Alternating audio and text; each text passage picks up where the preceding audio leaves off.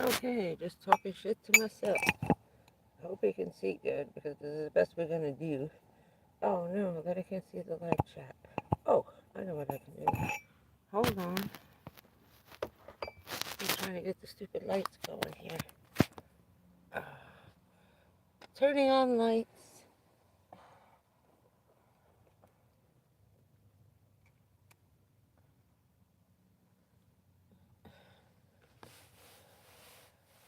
There we go. Let's see, red. I want the blue one.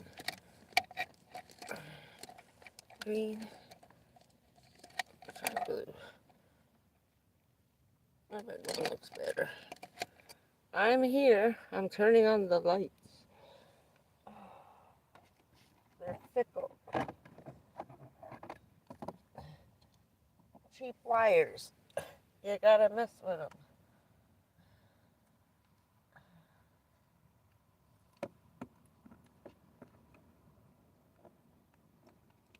Come on, don't be a jerk. You stayed on last night.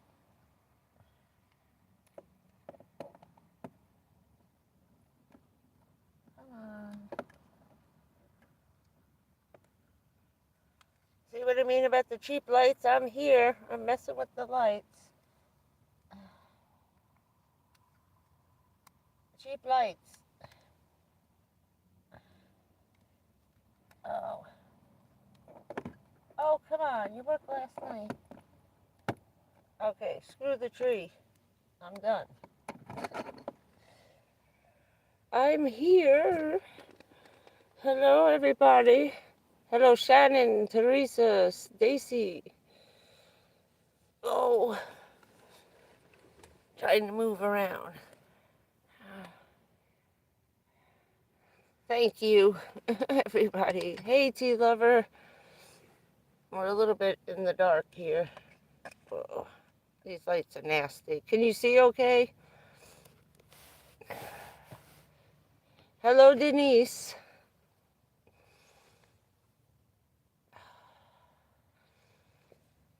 There's no wind tonight. Last night it was windy. It's still chilly. I have 2 shirts on. It's getting colder. I was waiting for some more before we get into the crapola. Ooh. I'm getting my notebook out in case there's questions. I'm trying. Okay, good. The bright lights were killing my eyes. They're a little bloodshot right about now. Oh, my eyes. So we had even with our cloudy day today we had, and of course the sun came out about 6 o'clock as I was pulling out of the park, but I pretty much got a full charge on the big battery, even with the overcast, what we had today. I was surprised. Oh man, it's gonna be cold here soon. It's coming. It's coming. We got about 21 days of it, and then it's going to go back up to 90, but it's going to be like 80 during the day and 50 at night. And we had that, it was a while ago, right before Richard died. I think it was the last summer. He was so cranky. He said, I got to dress for summer when I leave, but I got to have my winter coat and my hat come 5:30. They were all getting sick. They were running around. They didn't want to listen. So all the maintenance men got sick. They were freezing to death over there on the beach. It was only like 48 degrees with a nice 30-mile-an-hour wind off the ocean. They were like little kids getting the chills, and then they got sick. Forget it. Every other day somebody was calling in sick over there. But, okay, I waited 5 minutes. Oh boy. We got 10 seconds. I'll wait 5 minutes for everybody else to get here, and then I'll tell you what happened today. Okay. Today I went in to get the test results. I'll take these off for a minute. Oh, my eyes. to get the test results of the osteoporosis test.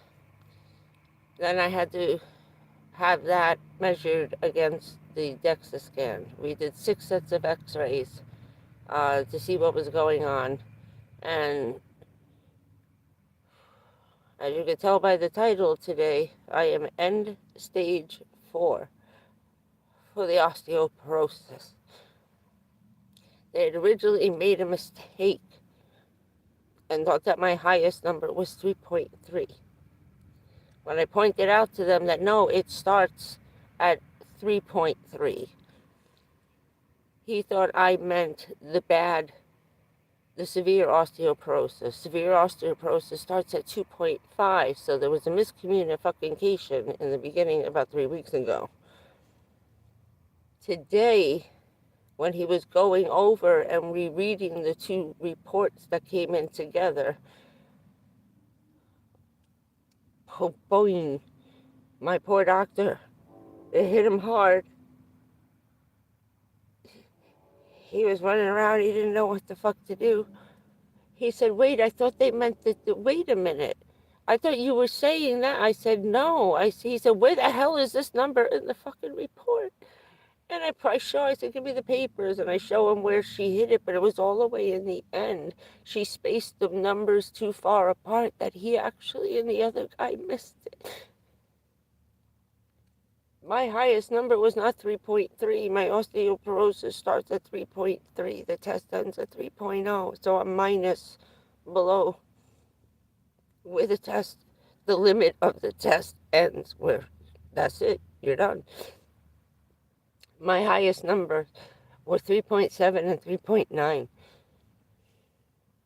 They rushed me over to the blood clinic to get my blood test done and the pee in the cup because we have to know as soon as possible if I want to try 2 medications, and we'll get to that in a little bit.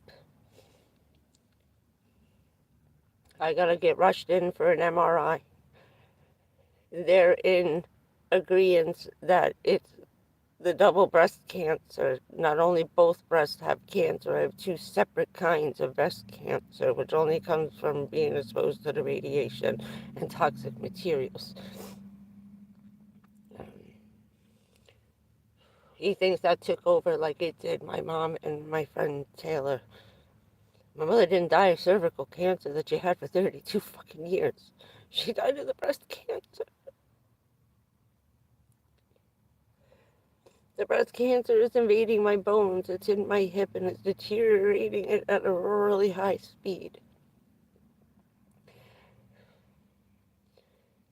The fracture rate, which they call FARX, the frax rate, the maximum is 20%. I'm at 18%, meaning that just the weight of my bones can start crushing the other bones. That's what they call compression fractures. The weight of my body has the ability to actually fracture my hip. If my hip fractures where I'm 2% from my body weight collapsing, the biggest bone in my body, you have days to weeks to live. They don't know how long. If I bend over to pick something up, I could break my back. Something stupid like that, that's how bad they are. Just bumping into something could break my arm. There's 2 medications that you can take, and they're both just got ripped off the fucking market. Fosamax is no longer on the shelf, and neither is Proliva. That's what they're prescribing me. After the urine tests come back to see if the kidneys and the liver are strong enough to handle the medication that will kill me instantly if my kidneys and my liver are not. This is what they gave my mother the night we had to rush her to the hospital. In 18 hours, she was in complete organ failure. The medication was killing her. Proliva is an injection. That was the second one my mother tried for me. She died 6 weeks later.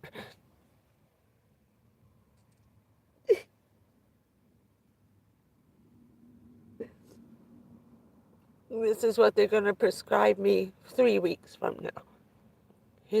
Right now, it's an emergency use right to try. Cancer patients are given a maximum dose of 800 milligrams of vitamin D on a daily basis, and that's stage 4. It's before you go into hospice while you're taking chemo.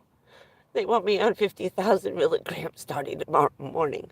This is what they did to me when I first assisted my breast reaching for the remote. That's how I knew it was cancer.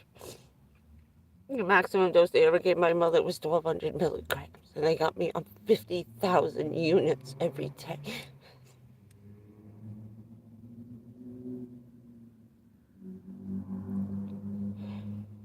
I'm getting to the worst part.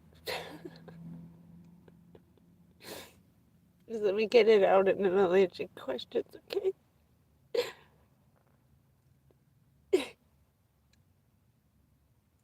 The bones in my neck are extremely fragile. They're brittle. Brittle bone disease in my neck. I turn my head the wrong way in my sleep or some shit, or it just gets like my hip can't handle the weight of your head. Your neck just fucking snaps. That was the hardest part of what he had to tell me today.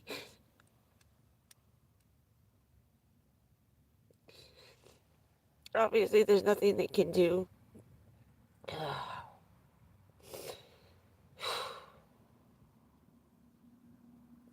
So we're going for the MRI, and then they're rushing me in back to the breast clinic for an emergency ultrasound, and the breast to see what the hell's going on. I told them when the both breasts went nuts about 2 months ago. I had sent Stacy the pictures.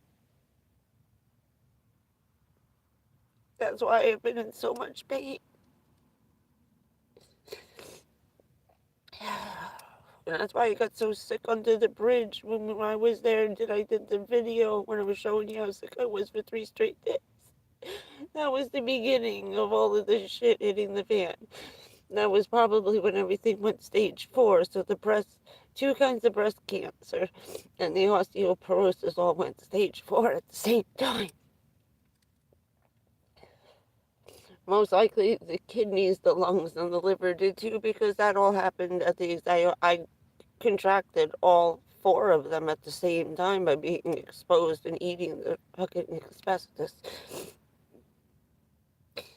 The radiation exposure.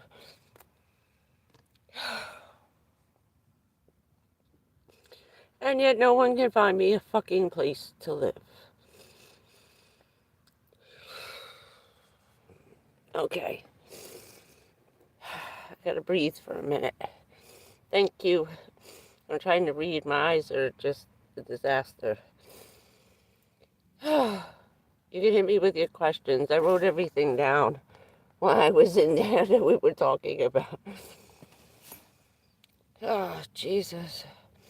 And all those, the 2 Fosamax and the other thing, yeah, detrimental to your health if you have any type of kidney issue.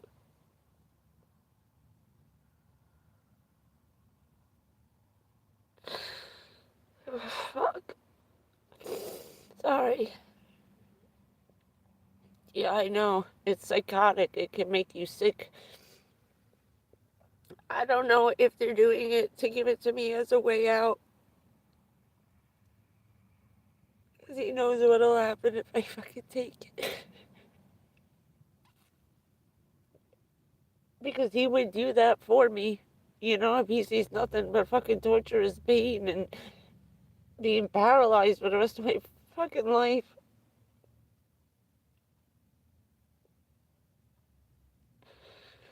Waiting to die of cancer? Are you fucking kidding me?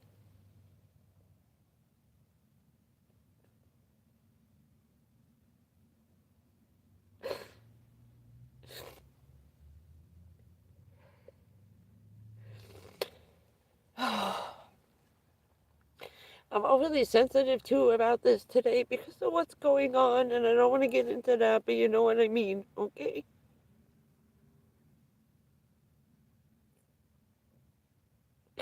getting these fucking test results where they're doing to them what they did to us.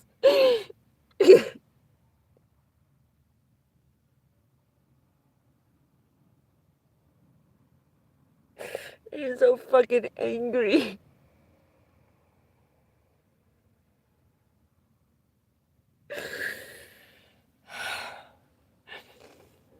Oh. Okay. I'm so fucking mad.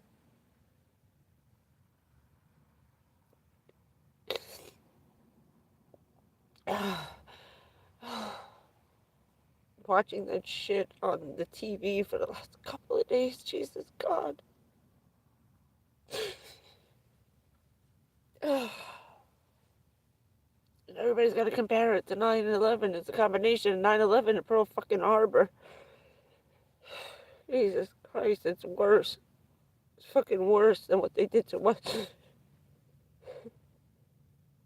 on the middle of their last holiday. Knowing where everybody be. I used to have family over there in 1973 when they did this the first time. You know, this is the anniversary of the day they bombed the crap out of Israel in 1973 and almost killed my cousin, was a school teacher. They bombed their kibbutz, their neighborhood. They started with the schools and they had suicide bombers on buses. They blew up 8 buses full of children while my cousin was inside the building. Her bus had just unloaded. Took us weeks to find out whether she was still alive or not. They left right after that and came back to Canada. It's just fucking awful. Anyway, sorry. Just bringing up all the pissed offness I am over this, you know?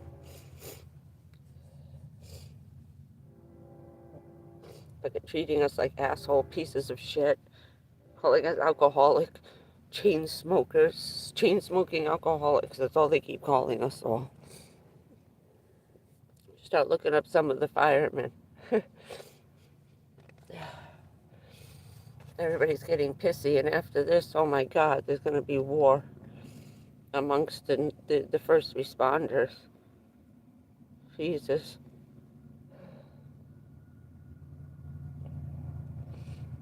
And I think I'm just upset because knowing what's going to happen to all those people, anybody who survived that crap is going to end up just like me, just like us. All it's just, sorry. For what? For nothing. For fucking nothing. They're having a parade in New York. In New York, near the World Trade fucking Towers, a pro-Palestinian parade. There's thousands of fucking people there. They're having a parade on the grave of the fucking World Trade Tower. Are you kidding me?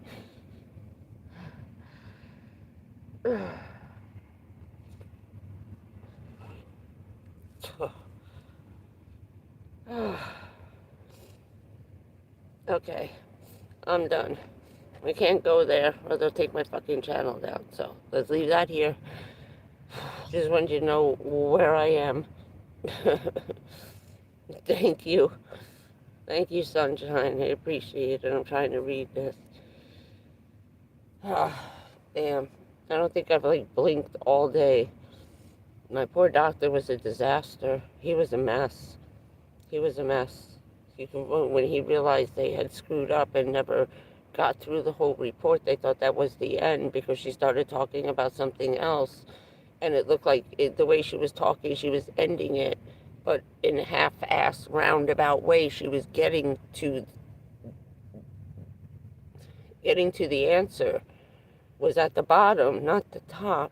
They saw a number and stopped reading. All of them. Read your reports. Pick up your reports. Go on the internet. See what it means. She's going to tell you fucking anyway. If I hadn't pointed that out, this would have went a whole other way today.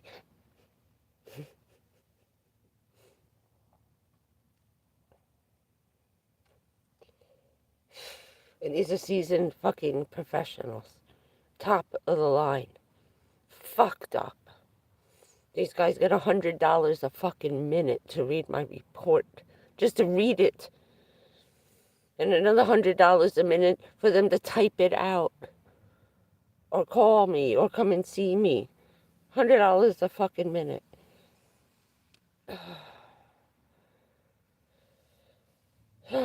Lord have mercy.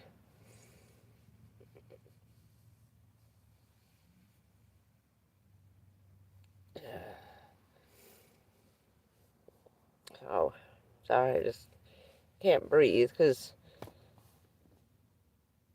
going over, that's just telling me what happened. That's not even like shit that's gonna go on. I didn't even fucking get to that shit yet. I cough or I sneeze too hard. When I cough, I have to hold the pillow like somebody just had, surgery. Coughing and sneezing can break your ribs. Making a muscle, can't lift anything over like 10 pounds. For me, he said 5. I said, I just cleaned out this whole entire van. Jesus Christ. I still got the rest of the, I gotta throw out everything I own. Everything in the back has to go in the garbage behind the bed. Not that it matters now. It makes it a lot easier to throw it away. So maybe it was good timing. God sent the mold to give me something to do, right? To keep me distracted and not care about throwing it out now, right? Christ. Oh. Oh, man.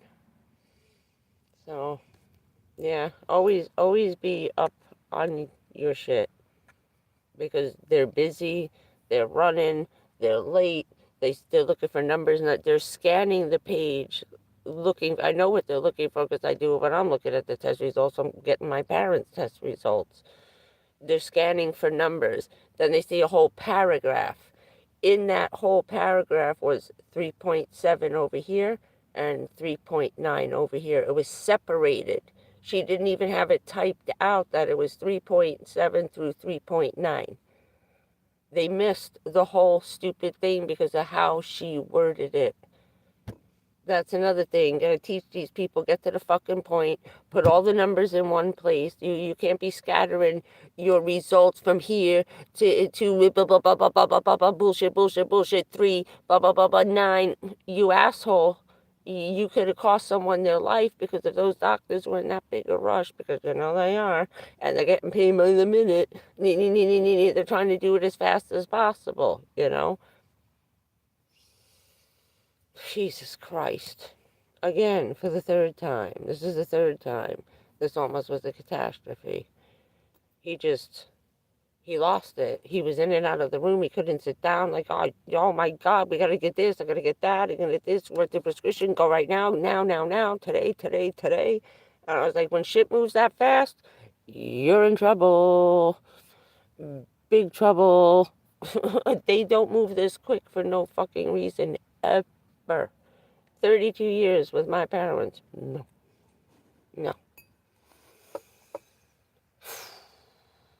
Yeehaw. Yippee-ki-yay, motherfucker. Sorry.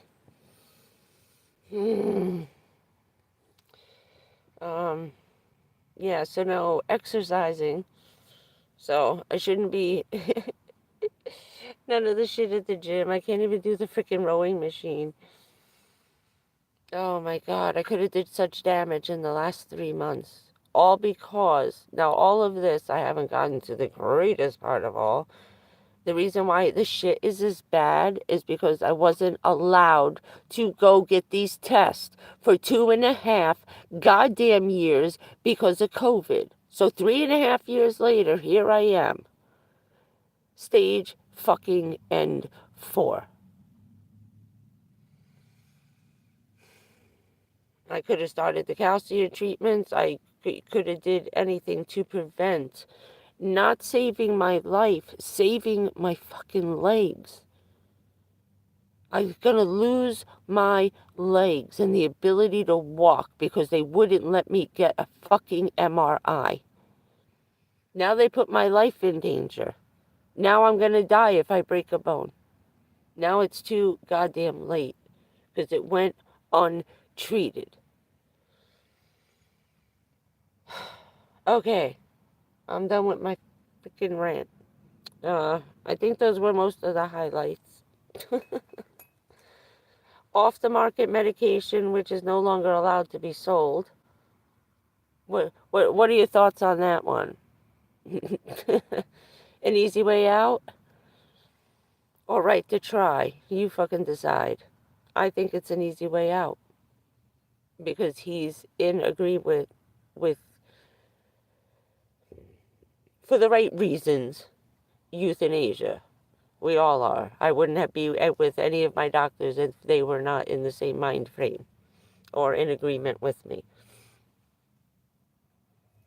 All of them have agreed that when the time comes, if there's a point in my progression where a right to try would do it in a 5 minute. I took a St. Joseph's baby aspirin. Within 18 minutes, Richard was rushing me unconscious to the hospital because I went into anaphylactic shock and it shut down all my organs. That was a baby aspirin. They're about to give me like 400 milligrams of something they took off the market. And is only for emergency use only. Last try. You never know. And something that makes my bones break worse and kills my kidneys and my liver instantly if the chemical balance is not 100% perfect. How perfect do you think it is with stage 4 kidney and lung cancer and liver cancer and the breast going out of control for me to take that fucking medication? I think he's giving me an opportunity. And I'm sure we'll talk about that next month when he writes out the fucking prescription. And Walgreens is going to fill it, by the way. How they're getting this done, I have no idea.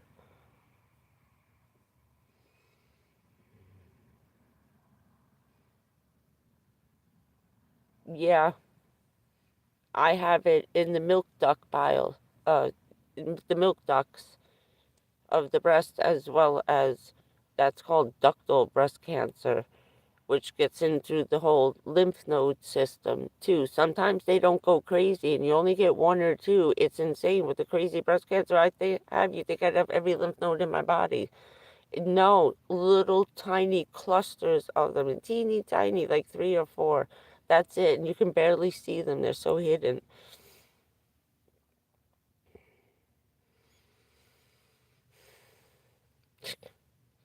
I mean, he knows what happened to my mother, Patricia. I've told him since the beginning I can't take the shot and I can't take the pill. Both of them sent her to the hospital, and she died 6 weeks after she took the shot in the ass. I ended up in the hospital bleeding to death from taking, I'll think of it later. They were using a medication in a shot just like this. But what it did was, in women who were able to bear children, it worked as a birth control. It squashed your production of eggs, and women couldn't get pregnant. They couldn't conceive while they were taking the osteoporosis medication. Women who got it, say, in their early 30s or 40s from having babies too young or something. I was like, holy shit. I said, okay, let's give it a try because I can't take the birth control pills because of the cancer in my family. It was the only birth control, like, medication that they were legally allowed to write for me.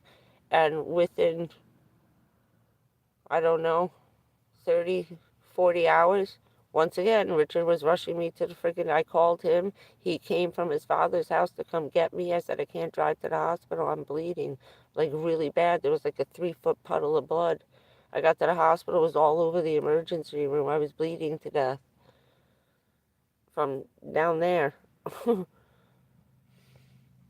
had to go in for an emergency, like DNC and a cleaning. It was insane. It was like a 3-hour operation. The head nurse in the emergency room had the same doctor. My gynecologist did the operation. She was a surgeon. She was giving it to the head nurse in the hospital because we got it within a day or two of each other. She passed out While they were giving me anesthesia, there was a 6-foot puddle of blood rushed out of her in less than 60 seconds. They put me back in the recovery room, grabbed her, threw her in my operating room. She almost died. She was in the ICU for weeks. For weeks. They didn't know if she was going to live. And then after they were done with her, they threw me in. My doctor came down and performed the same operation on me. I don't know why I can't I'll think of it. But if you look it up, and they're still giving it out, by the way.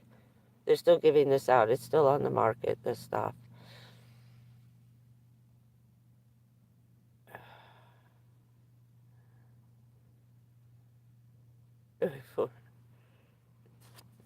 Oh, yeah, of course, right? No, only if I have 8. Jesus.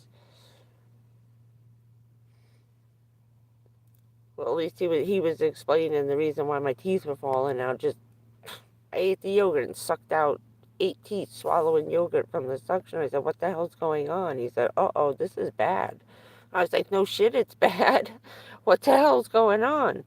You know, what happens is the reason why my teeth fell out like that is because the jawbone is dead already. That's from eating the asbestos, the fluff. All that gray ash and smoke went in our mouths and we swallowed it, went down our throats, through our stomach, and out the other end.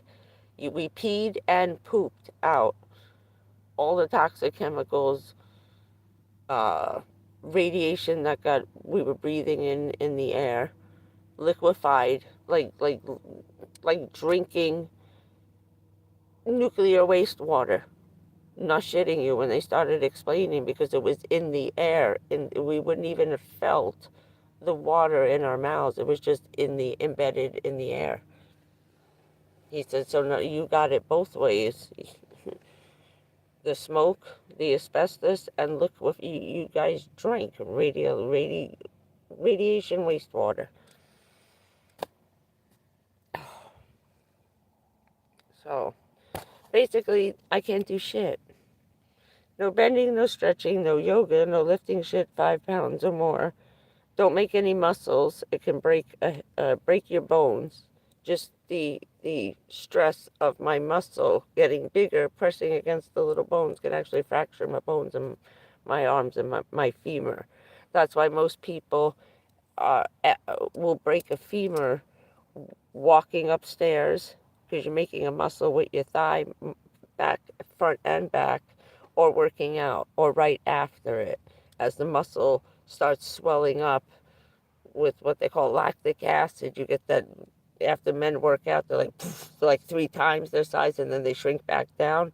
When that swells up like that, on your way home, you could be walking, just snap your thigh bone in half, he said. I was like, oh my God, I guess I shouldn't be using the rowing machine or the bike, huh? What the hell am I going to use at the gym? Nothing. Going to do the 3 a.m. sneak to take my shower. Oh, I give up. So, at least I was right about what I was thinking. I've been trying to mentally prepare myself. When I go shopping, I'm actually picking up my mother's shopping list. In my head, every time something happens, I have the picture of when it happened to her and I was standing right there, or came to her when she called, for help. I'm just more bugged out the way he's more bugged out. I knew this is how this was going to go. I didn't want to bother.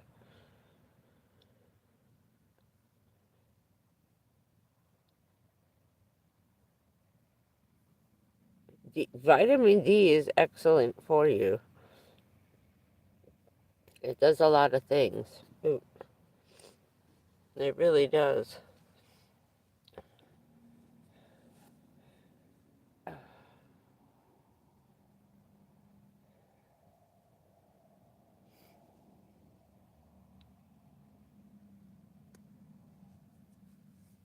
I'm reading. Sorry.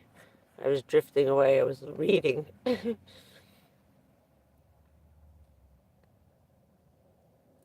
The Tylenol was ruining my stomach.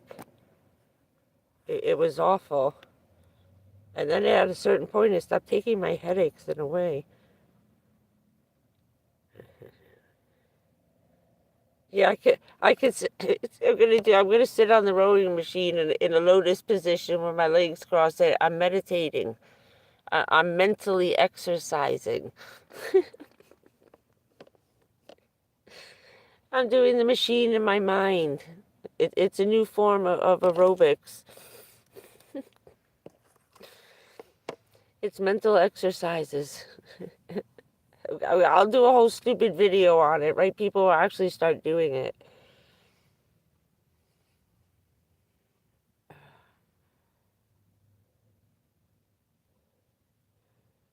Yeah, that's the other thing. I have no vitamin K, no A, it's just void of vitamins.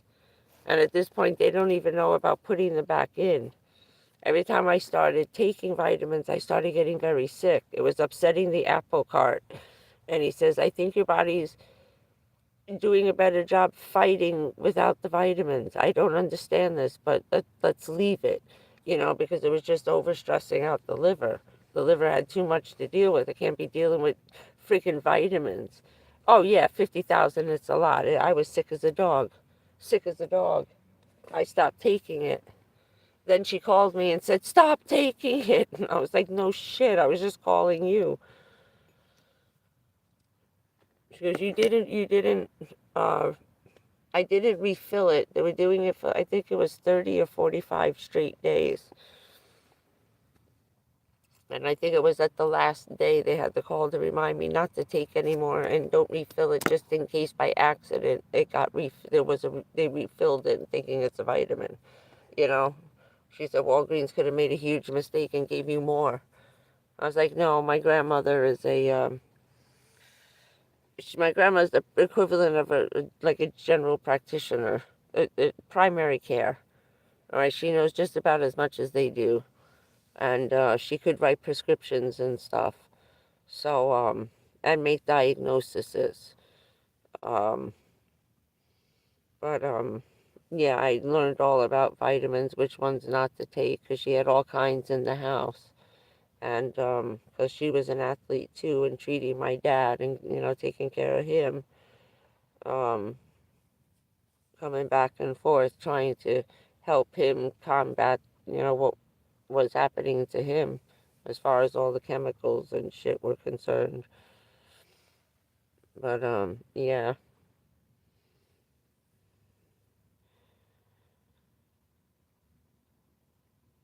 Yeah, right. So, yeah, I'm gonna use some of the Reflectix. I'm gonna make a sleeping bag out of Reflectix and line it with one of those fleece.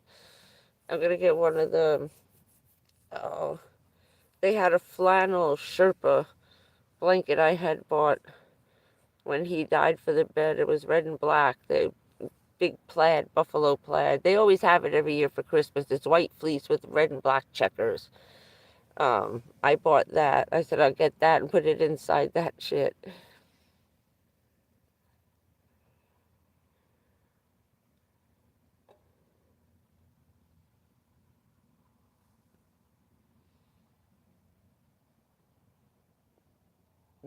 Yeah, that sucks too when you start taking something and it works and you're like, all right, and next thing you know, no, it just took me longer this time, right?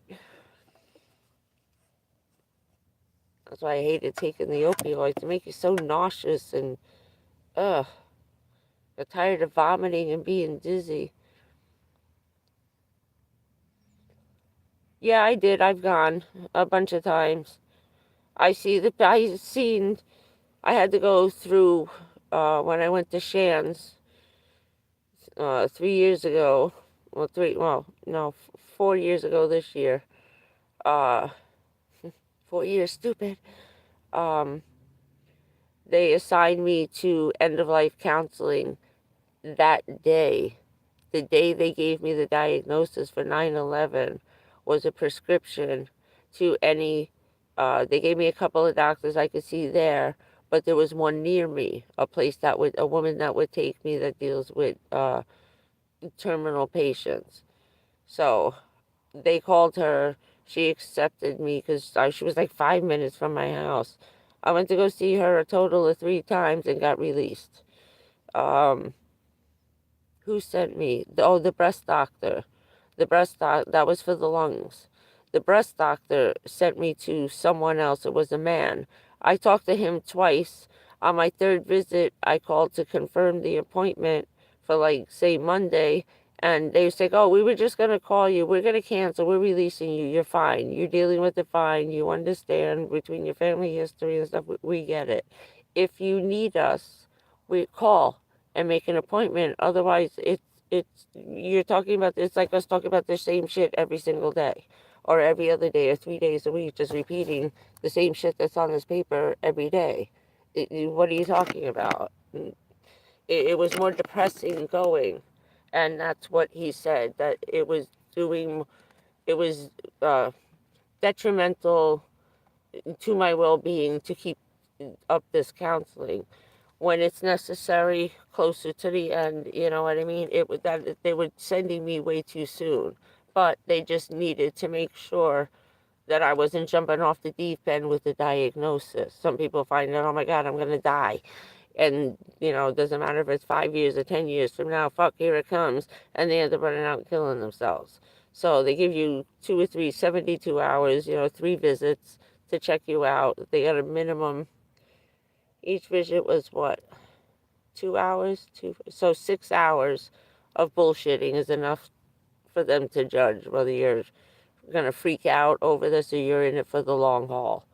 So I've been cleared by like 3 of them already, and my physician is holds a social worker's degree. Most of his patients are geriatric, so he deals with end of life patients.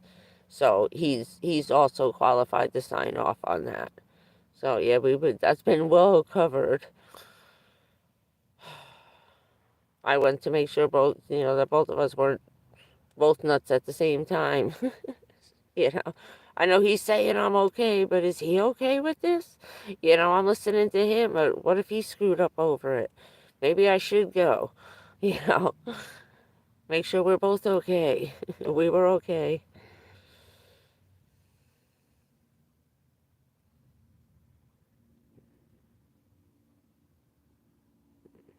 Yeah, I know. Oh, no, yeah. Well, I will be able to because I have all the dual insurance. My VA benefits are separate from my Medicare and Medicaid, so I can use both at the same time. Together in combination, VA will kick in the end. I just have to go to them and let them know when the shit's about to hit the fan. They take over first, then Medicare and Medicaid will pick up the tab. It's all in one because I'm a government employee. So the military has to pick up their end because I was on deployment. I was, what do you want to call, like, not drafted, but yeah, I was deployed. I was activated and deployed. I was not allowed to leave my post. It was a direct order that I go there. If I didn't, I was going to prison for 25 years. If I didn't show up for the 9 month long deployment every day, 24 hours a day available to them at any time, they can't find you. They find you, you go to fucking jail. So, yeah, I had to abide by those rules, knowing that once I was infected on that particular mission, then you can, if it's directly related to a mission or a deployment or a call to duty, which it was all three for 3 different agencies. I was like, when they were explaining it, he says, no, no, you have full VA benefits in conjunction with what you have. So technically, you have 3 different insurances. We will pick up whatever they won't. I have to go in and register. I have to go see one of their doctors at least one time. And then as soon as anything happens, they'll give me my VA card and I will have all 3 insurances activated. So they're being really nice about it. It's because it's CIA and who my grandparents and my parents were. So that's what you get for working with the big dudes. Not that they're going to do much. They're just going to put me in a VA.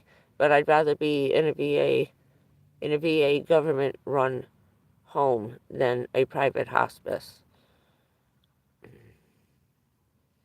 Because at first, if anything goes wrong, they're not going to put you in the VA. They're going to put you in a nursing home. Then from a nursing home, you go to hospital. I ain't going to no fucking Medicaid-run nursing home. I used to shut that shit down. They hurt my own fucking mother in revenge because they realized who she was. And that she was responsible for some of their friends being arrested and put in jail for 20 years for beating the shit out of old people. We shut this one place down. It must have been 6 times in 4 years for repeated abuse. And finally, we had the entire staff. We had over 200 people put in prison for 25 years. Some of the people had gotten out because they ratted out and turned over and talked shit, so they got a lesser sentence. Do you know when those people got out, they were actually rehired by the same fucking nursing home under new identities? They stolen identities, new social security numbers of dead people who had worked there. That's what they were doing when people were dying. They were stealing their social security numbers and their names and selling them. So they actually rehired the same people at the same place who were in jail, got out, and applied for the same job just to show us, screw you, you have no idea what's going on. It took us 3 years to figure that out. 15 people got hurt, and 10 of them were people we personally placed in that place because we thought we cleaned it up.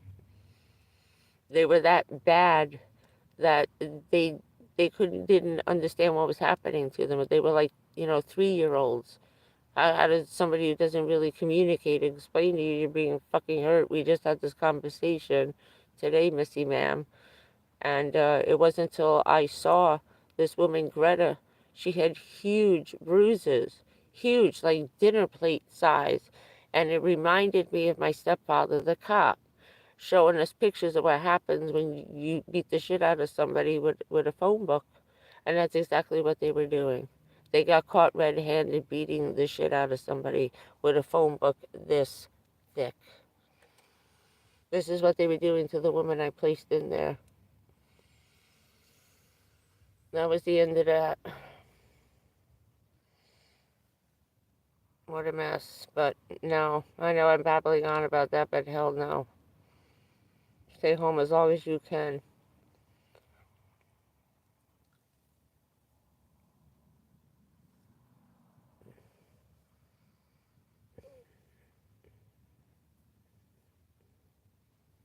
Oh yeah, they always do. Somebody else takes over the same place. They just reopen in the same, they open up the same house. Somebody will go in and buy it. A friend or someone who worked there. Yeah,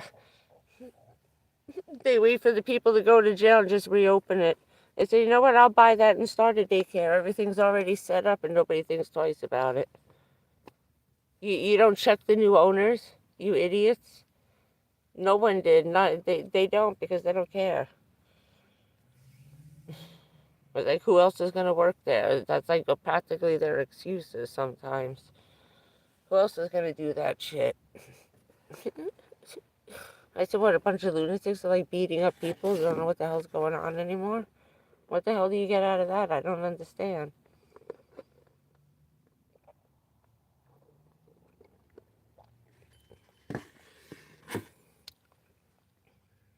Mm-mm. I told him that. He knows that. No more. I said, at that point, I'll do right to try. I said, you better figure out what I could use. I said, if not, I'm going to start investigating. I'll figure it out. I'll find something I might be able to take just in case. I said, but you got to agree to write that prescription like that. So he promised.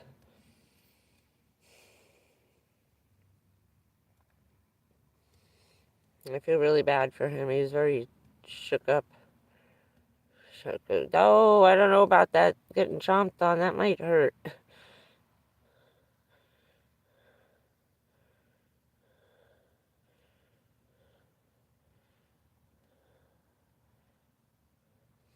Although I think drowning may be the way to go. If you can think of any other way, right? Jesus. It would be the quickest.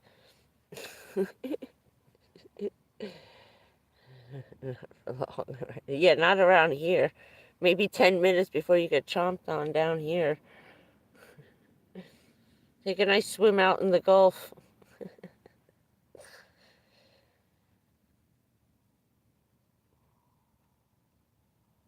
I'll bring a nice tuna fish with me.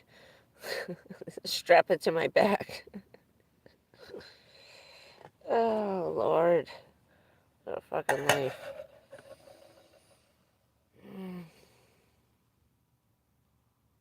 Freaking monkey wrenches. That's all he was. First he was calling the heart the monkey wrench. I said, I think you're taking back the monkey wrench, bro. He started laughing. I want to say buddy. He's Hindu. And he says, yeah, now we got another monkey wrench. Whoa, what the hell is going? How many wrenches can we have in one toolbox? Yeah, we started laughing because he said fucking toolbox. Oh, God. He said, you know what I mean. I said, I know. He said, I can't believe I just said that. And yes, he's one of us. So he's a good guy all the way around. And this poor guy, man. He said, I wasn't even, he said, we got, what did he say? We got sneak attacked. I said, yeah, I know. I said, we kept forgetting about this. I said, it wasn't any pain. He said, yeah, there's no pain until it's too late. He said, that's why I don't like cancer. Certain cancers, there's nothing until it's too late to do anything about the pain. Yeah.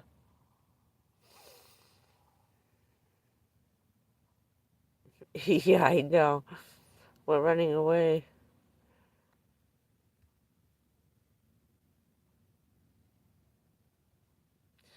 Yeah, my grandma too. Like Richard with his heart, he just fell asleep. That was it. His heart slowed down enough. That was it. It just slowly stopped beating. And that's when we realized that when they came back a couple of days later to really explain, because that's the first thing we thought of, his coloring and how we found, like, I know all of that. I could tell how someone died by what position they're in. Oh, what are they doing? They're clutching their heart. I mean, whatever you were doing at that moment, that's it. You freeze in that position with that face. Nothing just relaxes, and you don't, like in the movies, your hands fall down. No, no. When your heart stops beating, that's it. You're frozen in time, in whatever position you were in when you lost consciousness.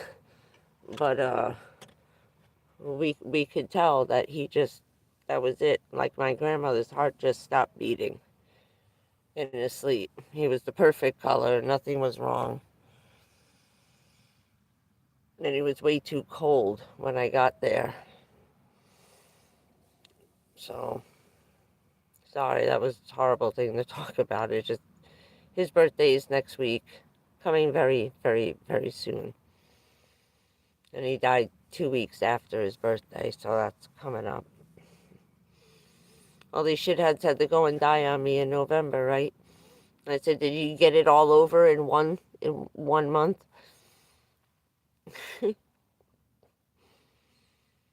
Oh, man. So, let's see. What else is new?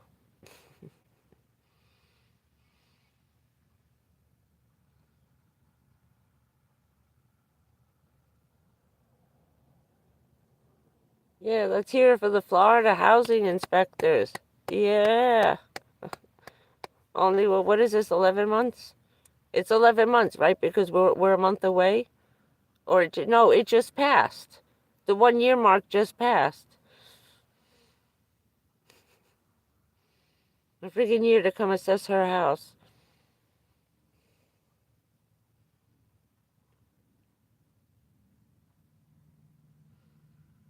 I thought for sure when they came and kicked my ass out that they were done over there, and had gotten back. That's why they came here, because now they're just going back again now to write out the checks, like you see on the news.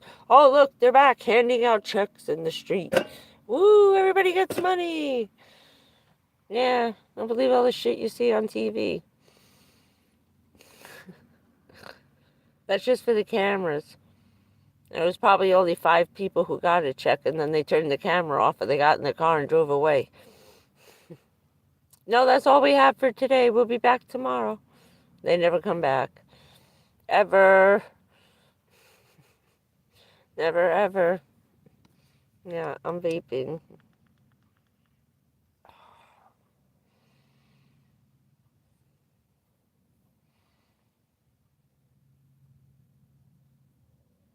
I was trying to catch up.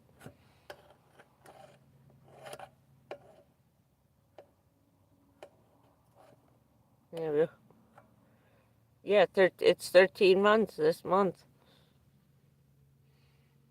That's been crazy. It took them 9 months to get to me, and 13 months to get to you, and they were already over there.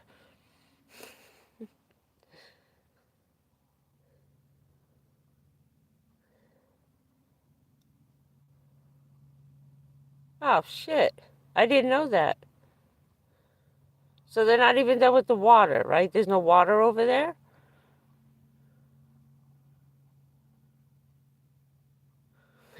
Of course they didn't. They're supposed to give everybody a check on day one. Here's $500 to hold you over. Or what was it, $2,000 they were supposed to hand out. So you get a hotel room, food, and rent the car. That's basically what the money's for. Or find an apartment, and $2,000 is enough for at least the deposit, so you could move in.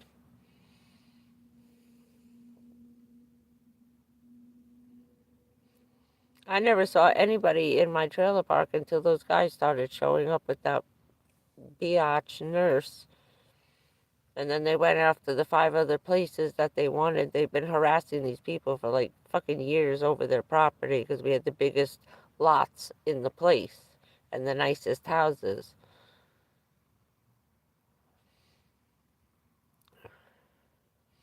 What a mess. Oh.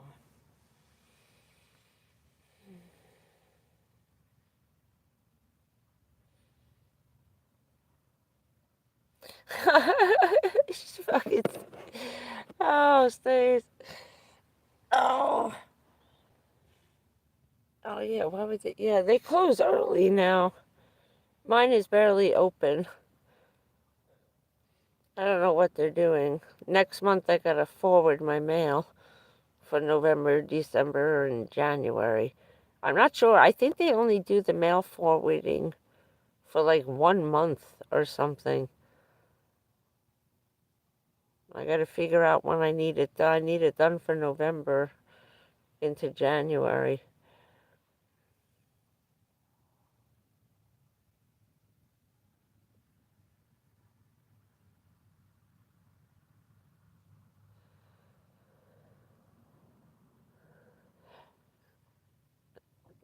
No, that's right. Okay.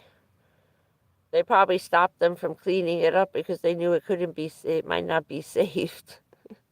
They were saying, "Oh, screw that now. It's already wet. Fuck it." They're just checking everyone off. Anything got wet? Done, done, done, done. Don't bother coming back. They're gonna write it. They're writing it like when you have a car accident. Oh, it was totaled. It was like, I just need a new fender and a couple of high beams. What the hell's your problem? What do you mean you're totaling my car? It's one of those insurance scam shits where they total your car and there's nothing wrong with it. Just to clean out the whole lot. They figure if 10 people on the block have it, all 50 people have the same problem. It's write it off as a total loss, the whole block.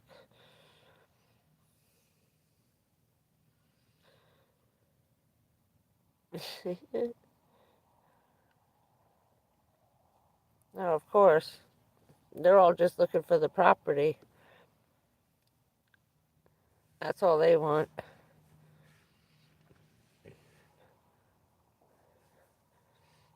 They want to run in and redevelop everything. They don't want you to own that waterfront property no more. They're taking full advantage of cleaning up and buying up all this waterfront property. Are you really sure you want to live here again? Because I'm going to buy it as soon as I kick your ass out of it, put a house up, and sell it for $50 million. Thank you. You know, just like what they did with mine. Yeah, exactly.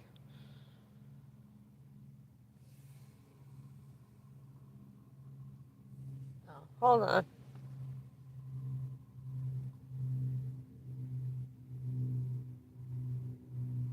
All right. There was a truck running. It sounded like somebody was like right behind the car for a minute. Then I had a frog hopping across the windshield. He was on the window. I said, "Is this the frog from my house?"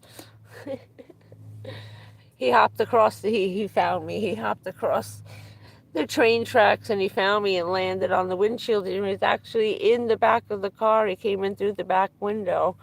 Then I was at the park yesterday.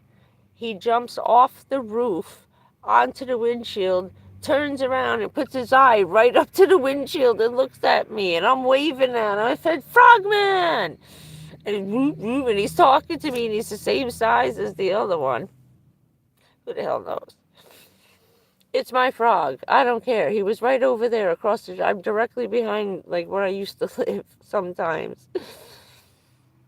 I friggin' laughed. I said, "What have you been living up on the roof up there?" He's probably living in the chair up there. Oh, hell yeah. Wait, yeah, I'm gonna be cleaning. You'd be outside with a table, oiling up and cleaning your gun. Be cleaning it like you just used it and shot someone, right? Hold on.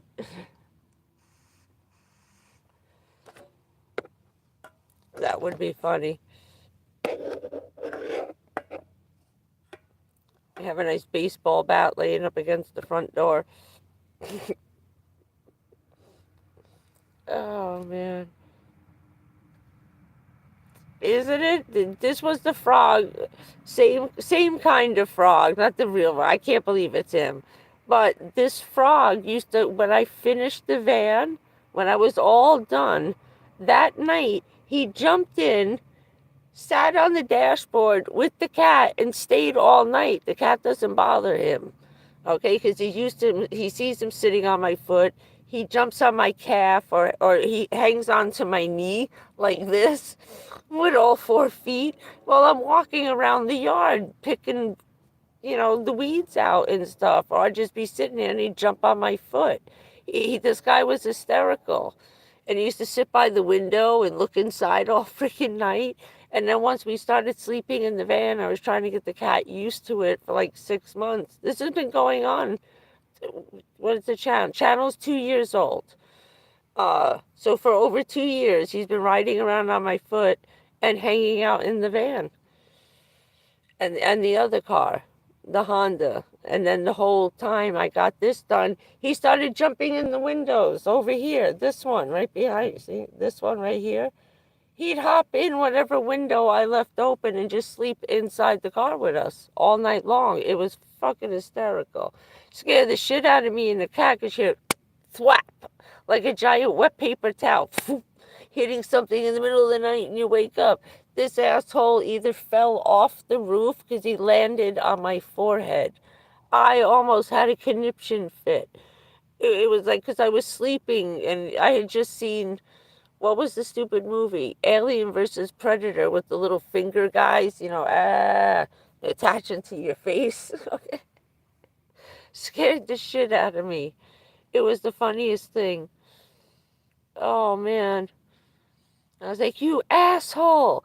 I'm screaming at the frog at like 2 in the morning in the middle of the drive. You fucking moron! How could you do that to me?" Oh, he just became a third pet. He liked the cat. He always hung out right next to the cat.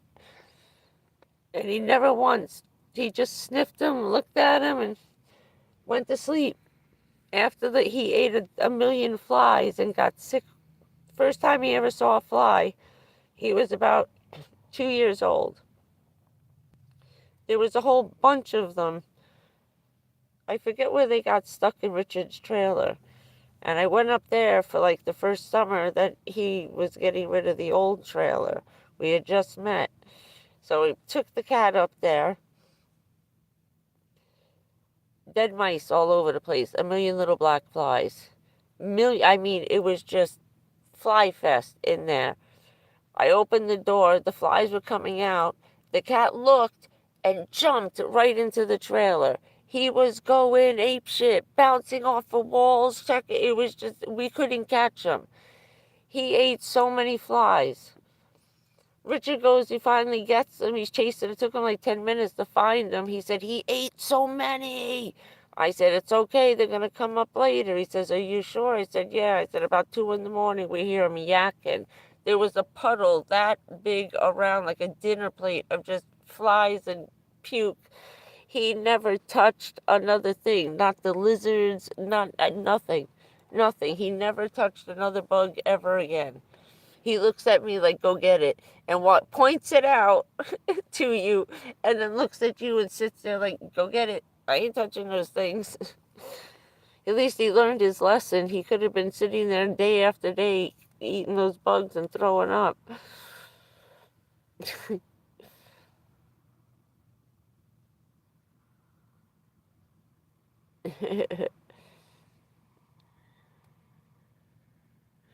Yeah, right.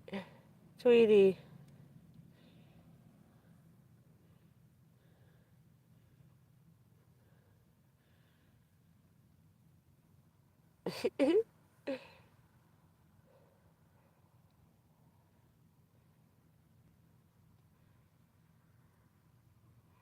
Oh, yeah, I know. I love the geckos. They are hysterical. Then we got the white ones. They only come out in the middle of the night because they're albino with their big, giant red eyeballs. They're freaky. They look like they could glow in the dark. Like that weird white color where they have like a fluorescent green in them. They're weird looking. I want to shine a black light on them one time and see if they glow.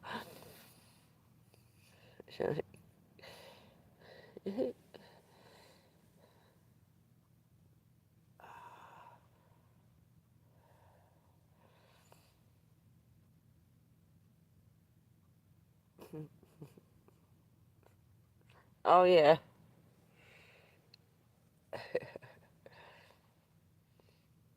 Need something better to catch the damn ants in the van. I saw a couple more. Well, that's what you get. You got to leave the windows open, the doors open. If you don't leave the windows and the doors open, the car gets moldy. Now with that back door, and then I was thinking, oh shit, the day the back door got stuck, that was the day we had the tornadoes in the trailer park inside the campground, and that crazy rain came, and the whole back of the car got wet, of course, and I was shutting the doors as the rain came, and I was like, damn. And then it shut, and I was like, oh shit, the curtain's in it, and I had to leave it.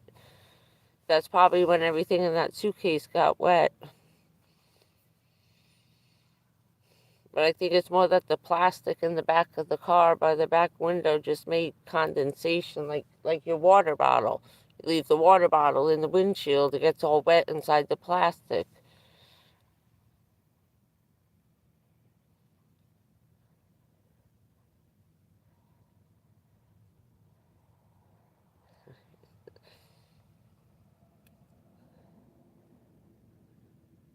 I keep waiting to find him in the car now that the cat is gone.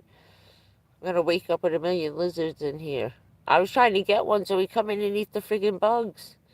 I was happy when I saw the frog. I said, get your ass in here and eat the fucking bugs. Please. I need a pet that eats bugs.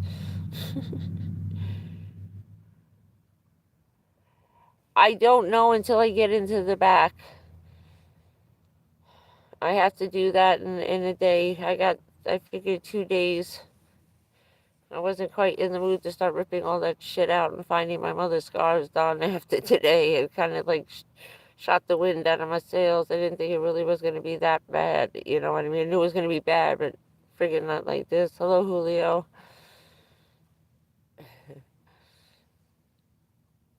That'll be coming, and I found a place to dump it off. I can just get rid of the whole suitcase, and I can pull right up to, it's a donation box that's in an outskirts parking lot. So I can go there late at night, pull up around midnight, right up to the bin outside my door, slide the door open, push the suitcase out because I can't lift it up. I can't lift that thing. I can barely pull and push it. Um, and with the massive restrictions, I just got to do nothing. Ow. I figure I can't take the chance of moving. It's a big suitcase. It's huge. It takes up half that bathtub back there. It's one of those great big plastic drag-on, suitcases Walmart sells with all different colors, the hard molded ones. So this was the giant lime green one. I could sleep in that thing folded up if I had to. So I think I'm just going to drive over to the bin, quick go through it, make sure there's nothing, my jewelry or, anything like that isn't in there. And just zipper it closed, take what's in there out if I can, personal things I'm looking for, my earrings and stuff. I may have put that all in there. So the stuff I can't find, I'm pretty sure is in that suitcase, hopefully. But, yeah, I'm just looking to save something like that. My expensive glasses, I'm looking for my other pair of glasses could be in there. So anything like this, I'll take and save and dump in bleach. But, yeah, I'm just going to zipper it closed. Get a sharpen right, needs laundry, sorry. Hope you can use it. Because I can't pick all those clothes up and throw them in the dumpster at the park. It's too much. They're heavy. When the mold gets to them, it makes them wet. It's like moving wet laundry. It's dry, but because of the mold and the water in it, it weighs a ton. So I thought, what am I going to do? Put 2 pair of pants in each bag and get it out of the car? I said, no, I'm just going to push that whole suitcase out at that stupid site. There's another one that's a disaster. There's stuff thrown all over the place. I hate to add to it. At least the suitcase is brand new and looks nice. I could put it by the nice clean one, it won't look so bad. Hope you could use it. Leave a nice note on it. Sorry, it needs laundry. Oh, I'm sure if they were able to wash it enough, it probably would come out, but I don't know. I can't risk that now. Damn, my eyes are so puffy. I've been crying on and off all day. And then what did I do? I went shopping, got some crap. Oh, yeah, that's what I was mentioning. I got my socks. Socks. Oh, showing you the wrong side. Socks. Fluffy socks. And I found my gloves. Oh, you can't see that. There we go. Gloves. Woohoo. My hands were freezing. He's like, keep your hands and your feet warm. He said, you're going to get cold. I said, no kidding. I told him I found a rechargeable electric blanket. He started laughing. I said, where do you find these things? I said, Amazon. Why are you shopping on there? He says. I said, I know. I have no choice. They will understand.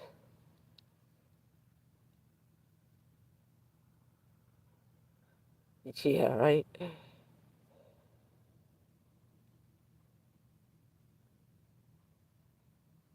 Yeah, that's what I was thinking.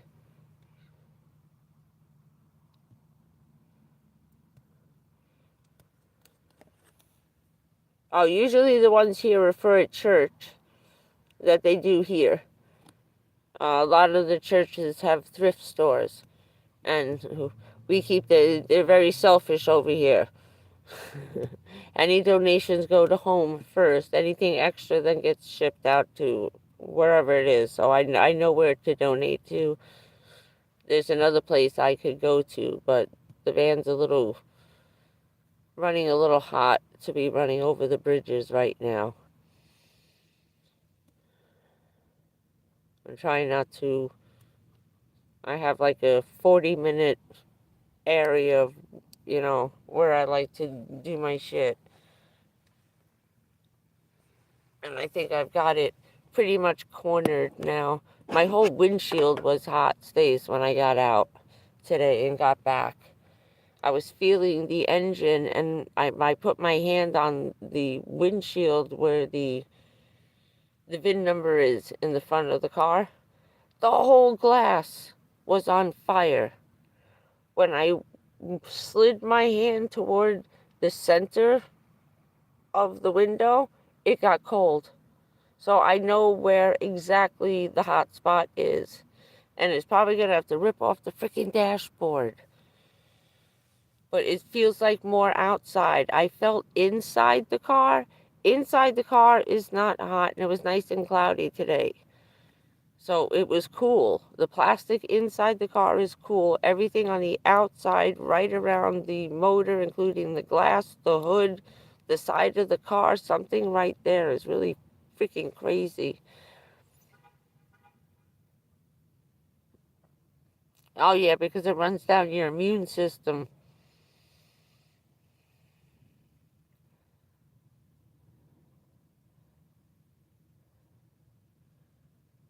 Oh, shit. I did. Okay. That's how they get all those clothes. I get it. All right. Oh.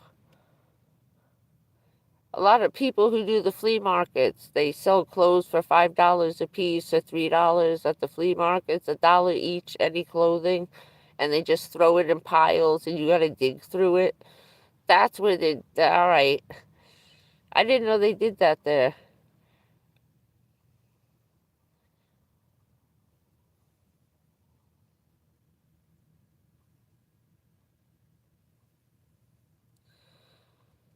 Yeah, it only takes a couple of days. I think it's what? I forget how many days for the black mold. It depends on the situation. And it's hard to tell because people could have been having mold anyway, didn't smell it because they had the air conditioning running. Here came the hurricane, and now, holy shit, look at all this black mold. That shit's like 5 years old, dummies. You don't know, but it's hard to tell. They're going to look at it, no one's going to look into it. I think that's why the insurance companies screw around down here so much. I knew what you meant, and I knew the boxes. That's like me with the posts. Sometimes I read it too fast, and I'll go back and read it again after I post it and be like, what the hell were you talking about?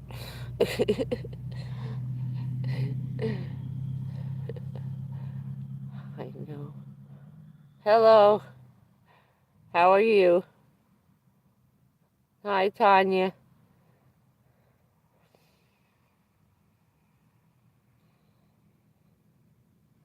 Yeah, of course.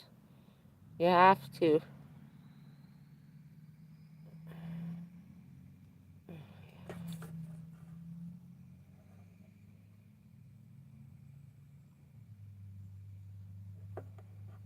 Oh, wait.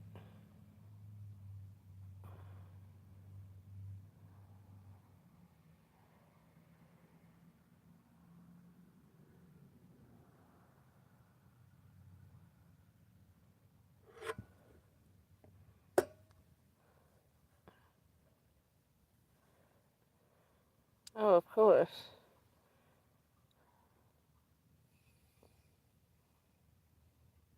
Yeah, even the hotels, you want something. You want a new hotel. You pay a little extra. Don't ever stay at those really old hotels right on the beach.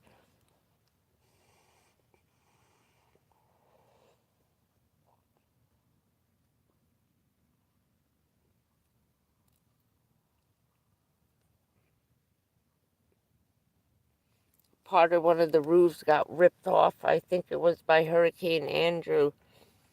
And when they went to go look, they saw inside the walls the black mold was just ravaged inside. It was like 2 inches thick.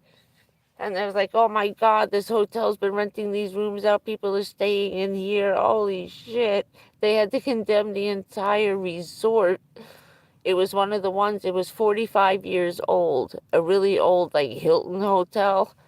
Oh, it was awful. Freaking awful. Could you imagine the lawsuits of people who stayed there? They'd be suing them like crazy. Oh, Jesus. What's it? Oh, my water. I was looking for the water. I ran out.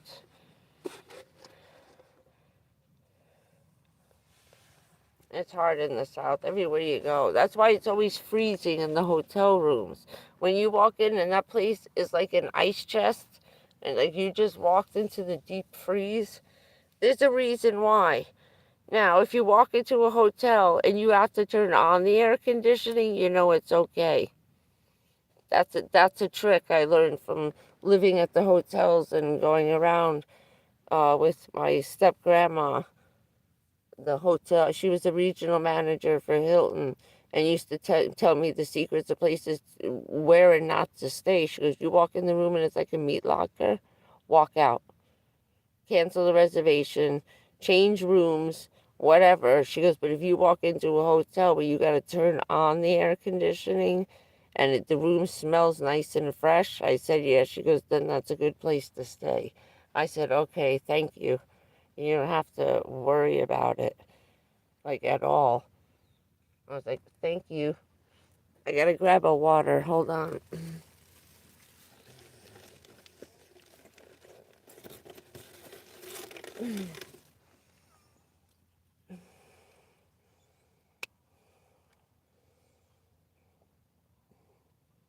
I watched the Canadians.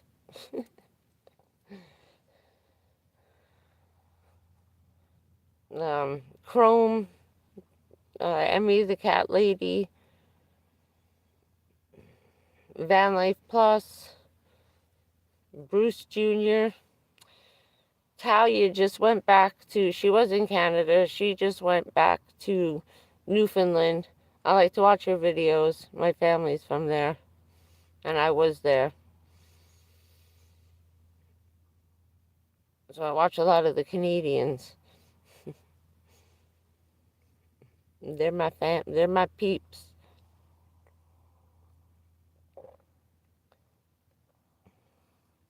Okay.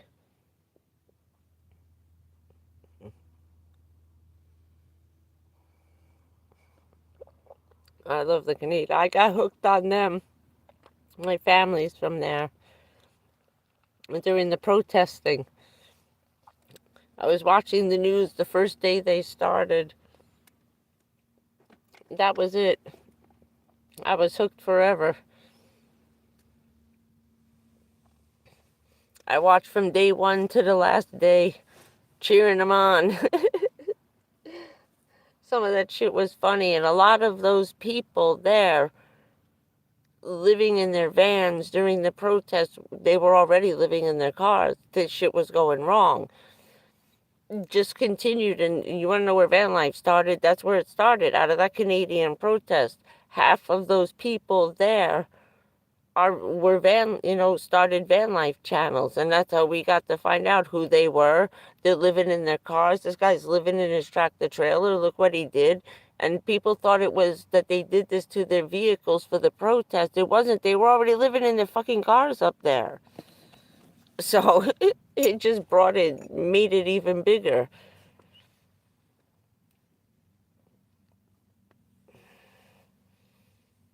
Yeah, I know.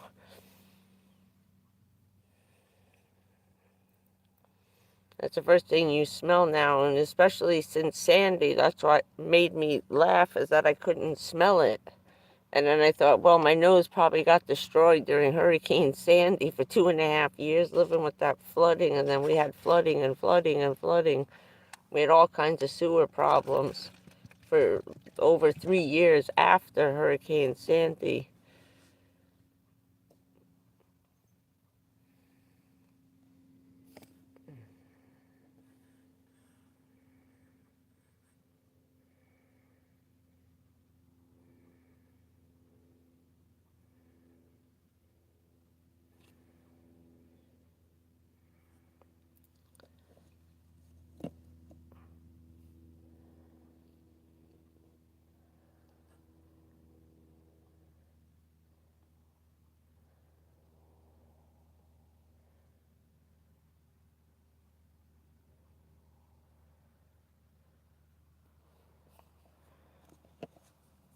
So yeah.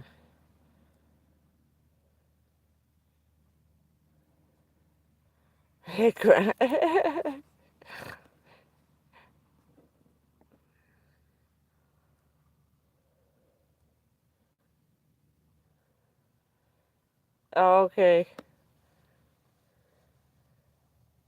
I just kind of watch the people like they were watching. Sometimes it'll make suggestions. They started as a group of people in the beginning. They did a huge meetup of all the van life people in the area so everybody would get to know everybody else who was sleeping outside in the parking lots. It was just like a meet and greet, you know? So Chrome had organized that, and over like 200 people showed up. And he was like, damn, all these people, you guys are all out here? It's like, yeah, I sleep over there. We sleep in the next town. We're over there. And like all these groups of people from the neighboring cities got together in this one parking lot at this brewery. They allowed him to have everybody come in. You know, he was doing an open bar for whoever showed up. And that was it. And then poof, all the van lifing channels started, and then they all started doing their own. People were doing it, but it wasn't until they all got together and said, yo, anybody in a van, come hang out. I'm renting out this space. Everybody come. I started laughing. I said, damn, if I could have gone to Canada, I would have went.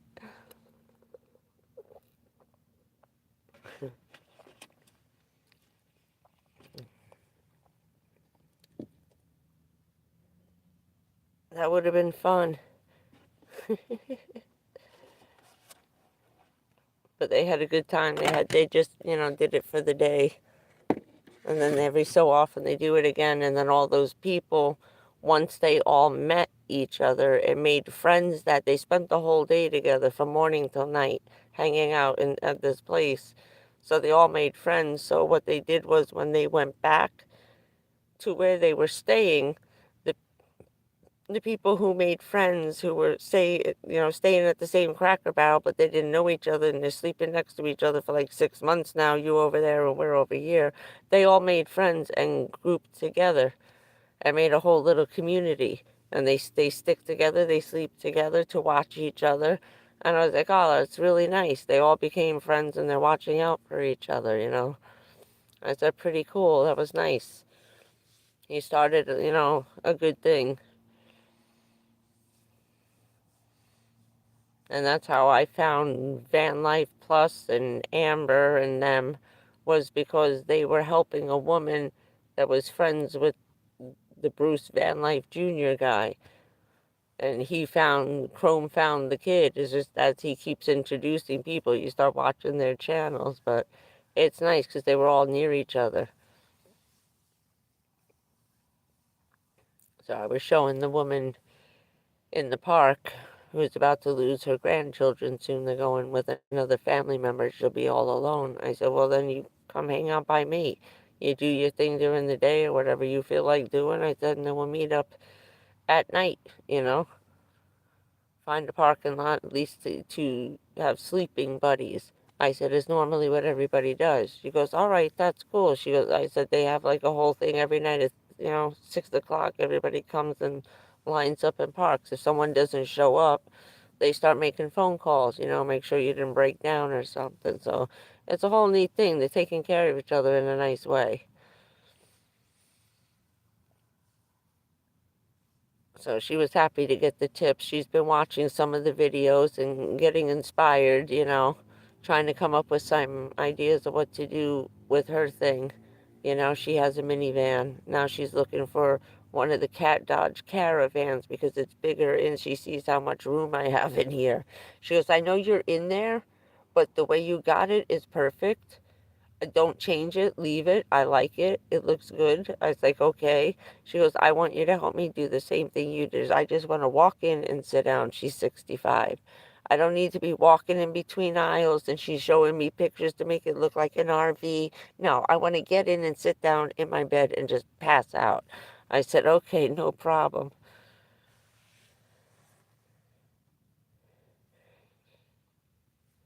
He's going through a shitload of problems. He just lost his van.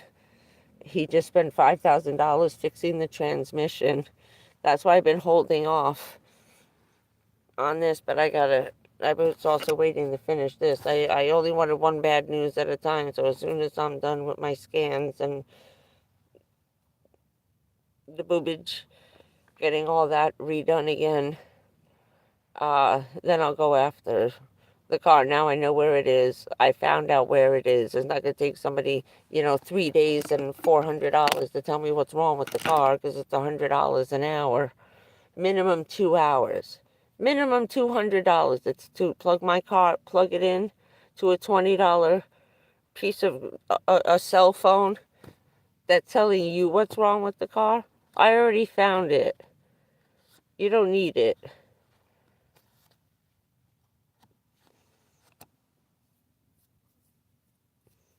But they're good videos. Teaches you a lot about how to, fix the car and stuff like that. So he's got oil coming out his exhaust pipe. His engine it's gone. About 2 weeks after he put in a $6,000 brand new transmission, the whole engine's gone, shot. He's got oil coming out of every part of that car, leaking out of everywhere. I think he's got a cracked engine block, like my dad had. And when it's at that point, you need a whole new engine. He needs a whole new exhaust. He needs all new everything because every part of his car and his engine just got contaminated by oil. I said, oh my God, what a disaster. So he's got a bunch of ambulances he's fixing up. So it's real interesting. If you want to see what he's doing from scratch, they're going to raise the roof themselves, put the plastic mold up, and give him 3 more inches so he can stand up inside the ambulance he bought. He's redoing another one to sell it. He's just looking, he likes redoing and building the vans. So he needs to fund the money he needs to fix his ambulance now that he needs a new house. So that's why he's been doing endorsements and little commercials and sponsoring, and he's trying to make some money because he can't afford to fix his van and fix the new one and get it ready at the same time. He's kind of screwed right now, but thank God he has the ambulance. He's got a place to stay, thank God, and a car to drive. So it's going to be real interesting watching him do all these vans and projects like all at the same time. So it's like kudos to him, make that money. $5,000 to make a commercial. Now you can finish that van and finish your conversion. Put your high top on because you made a 60-second TV commercial for these people for Jackery. Hell yeah, give me $5,000. I'll love anything you send me.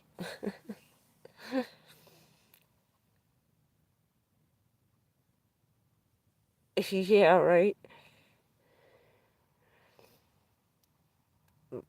But he's getting very interesting right now. He's a poor guy. But it's going to be neat when they really start working on this. It's a different kind of an ambulance because it's a different country. It's actually a first responding ambulance where you can it's a huge high ceiling in there. Not like a regular ambulance. This is a rescue unit, first responder ambulance, not a hospital ambulance. Or the one with the fire trucks that come. This thing's enormous. And they put a lift kit on it. It's like a monster truck, crazy ambulance. It's going to have a jacked up roof. Oh, it's going to look excellent. I can't wait till they do it. I'm getting excited.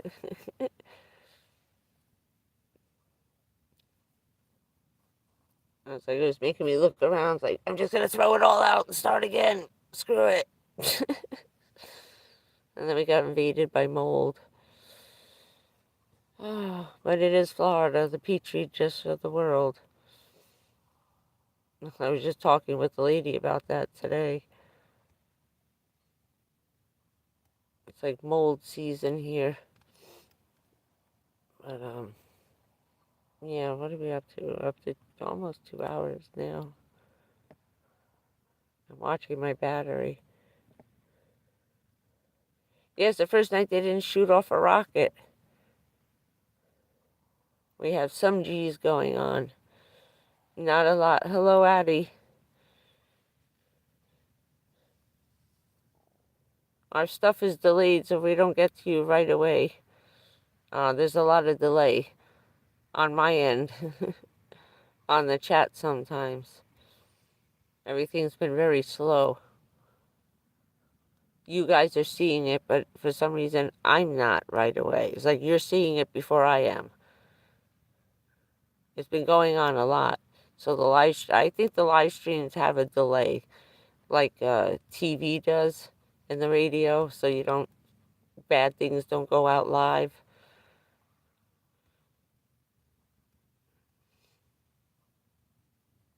It's a rowdy night for a Monday night around here.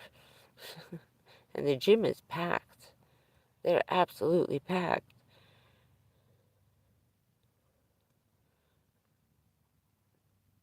I was surprised yesterday there were a lot of people in there, considering it's the high holy season of the NFL.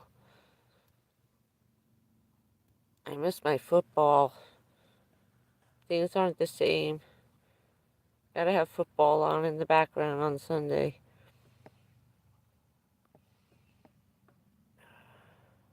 Oh yeah, Columbus Day is Monday.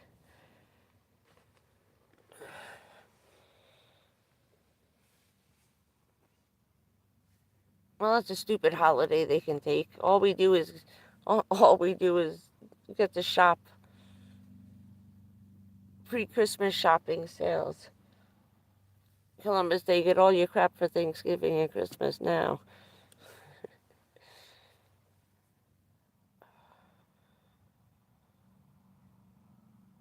I was like, I just bought everything I needed. Too late. But I did find everything I needed fairly cheap. I even found the walker cheaper than on Amazon. I left it in my bin, and then I walked in and I got $20 off and another kind of a discount. And even with the tax, it was only $74 when it should have been like 110. Some of these go for $160. It's incredible. So I got lucky with it when I found it by accident. I walked right past it. It was so small. I was like, wait, what is that, a grabber bar?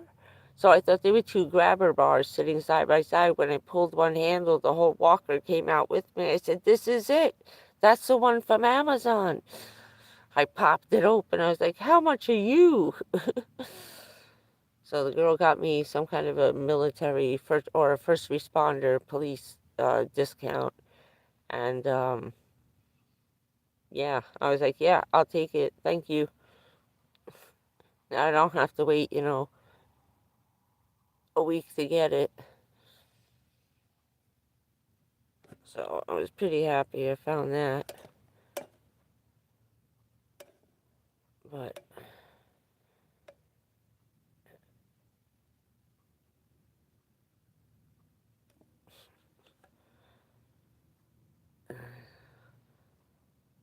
yeah, that's what we used to work with. We used to have the Elks Lodge and the Knights of Columbus. And then, of course, the VFW. They used to hold everything for us. They would have storage, like a garage, a shed full, each one of them.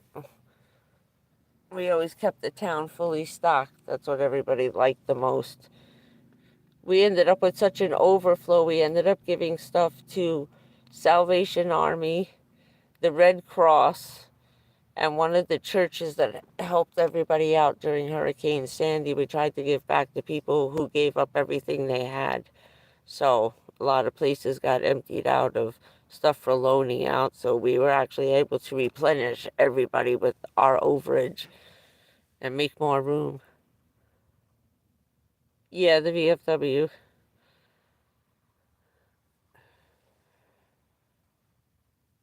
Our Elks Lodge was very big. Most of the town belonged to all of them. And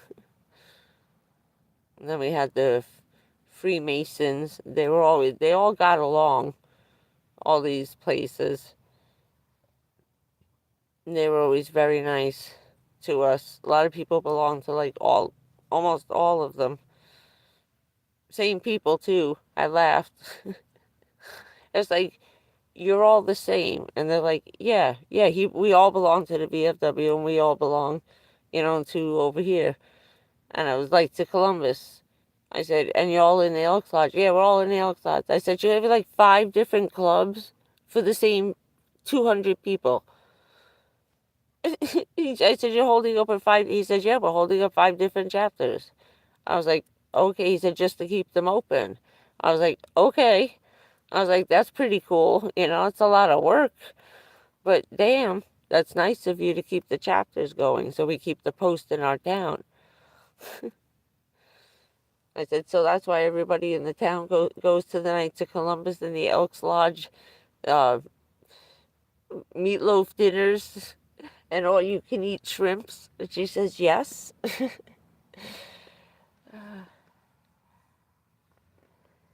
Yeah, they're old. That's an old school, the Elks Lodge. It's kind of creepy, a little scary inside there. There's a lot of deer heads and horns, and then there's a creepy clock with the number 12 because it's the 12 disciples. It's religious. It's a lot. The Elks Lodge, the Elks are like the Freemasons, kind of a different, but the same, kind of. It's just a different version. Yeah, I noticed a lot about my mom was telling me about the Freemason stuff was kind of the same as the stuff they do in the Elks Lodge. Oh, my ass is hurting. 2 hours. Yeah, they're pretty big down here. My whole family are them. They're like the 33rd. They're the high up guys, too. They founded a lot of the chapters and stuff. My mom knew one of the maintenance men from being in the Freemasons with him and his wife were there. My parents belonged to this one Freemason place, and so did Mr. Moda and his wife. And when we moved into the building and started working for the town, and so that he was the head maintenance, my mother and him, they laughed so hard. He says, wait, hold on. His wife comes out of the back room. She just dropped him off for work. She's like, oh my God, why didn't you, I didn't know. I said, I didn't know either. You said you worked in the buildings. I didn't know it was the one we were moving into. So they were friends, and my mom had no idea we were moving into the building that Mr. Moda was working at. They were funny. They're nice people. Yeah, the American Legion. That was the other one. I told you I couldn't remember. Thank you, Stacy. The American Legion. We ran them all. It's the same people. Every one of these things. Very small town. So we were always doing something. There was always a fundraiser. It was like 24 hours a day, 7 days a week. You're just working because we got the Elks Lodge. Well, we got the thing for the cancer. Well, we're raising money for this. Yeah, but so-and-so, he hurt his back in the fire last week. We're raising money so they can make pay their rent, do the car payments. He's going to be in the hospital. So anybody who needed anything, one of us did something. The American Legion, we did a lot of carnivals where you get to dunk the mayor for $5. For $10, you could walk up and push him in instead of throwing the baseball. $5 to throw the baseball, $10 to pull the lever and dunk him yourself. He didn't like that, but we raised a lot of money. And every town employee, oh, there you are, Dawn. What's happening? Did you just get here, Missy Bam? Miss Dawn?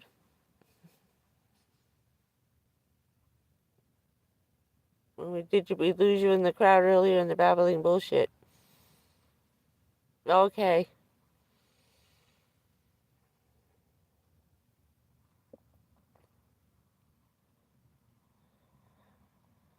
What have you been up to?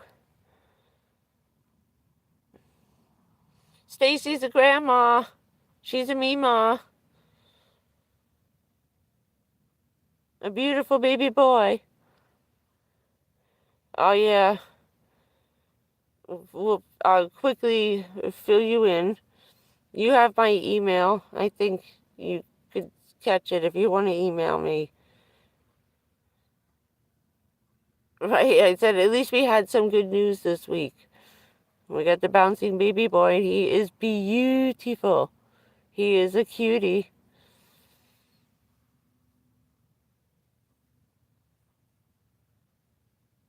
So yeah, it's been a shit day.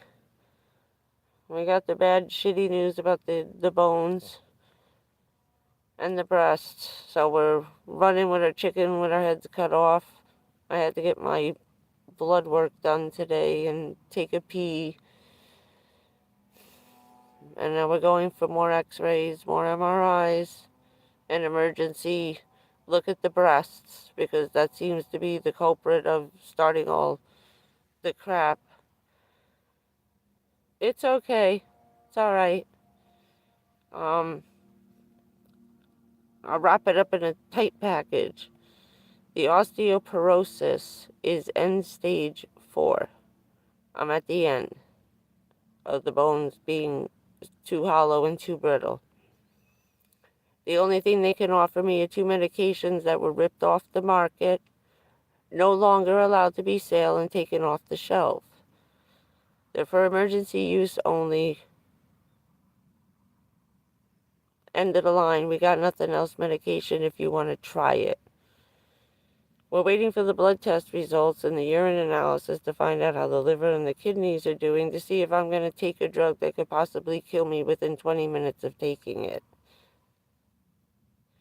The side effects are that your bones break even faster while you're taking it, and it kills your liver and kidneys instantly if they are not at the perfect levels. That's what we're checking to see if I'm even able to take the medication. Can my kidneys and liver handle it? Am I within the limits? But I'm about to take a medication that makes your bones break twice as fast and can kill you, cause instant organ failure if you have any liver or kidney disease and or cancer. And yes, Walgreens is going to fill a prescription that's been taken off the market and not allowed, and being sued by millions of people because a couple 100,000 people fucking died taking it with 1 dose. And there's 2 kinds, and they're going to write the prescription for both. So I'm letting them do it. I just said, yeah, okay. I'm not fighting with my doctor because my doctor's at the edge of breaking. There was a huge mistake. We caught it. The alternatives are nothing. At this point, you're not driving the car or anything, are you, Dawn? You're home? I should have asked that before I started talking shit. I'm sorry I didn't. It was something just made me think that she's driving.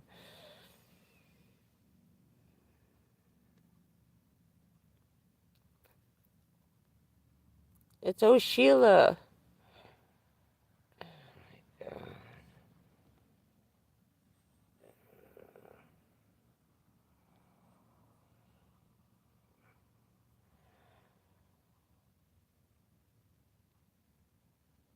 Okay. I figured that on the way home watching the live stream while you're coming home. Um, the bones are so bad that they worry about stress fractures. My hip is bad, which looks like the breast cancer is just ravaging everything. It's going out of control, that they're rushing me in for like an emergency MRI. And I have to go for emergency sonogram, ultrasound shit with the magic wand that they use on the breasts. So everything's kind of going apeshit all at once because I contracted everything all at once. You know what I mean? It was all caused by one thing, the World Trade Center shit, that all of this started actually at the exact same time. So the hips is really bad. I was having a hard time with my legs. What they're worried about is something called a stress fracture, which is bending over and picking something up off the floor. Stretching, no yoga, no crazy shit like that. So I got to be careful maneuvering around the van right now. They don't want me picking up anything more than 10 pounds and making a muscle.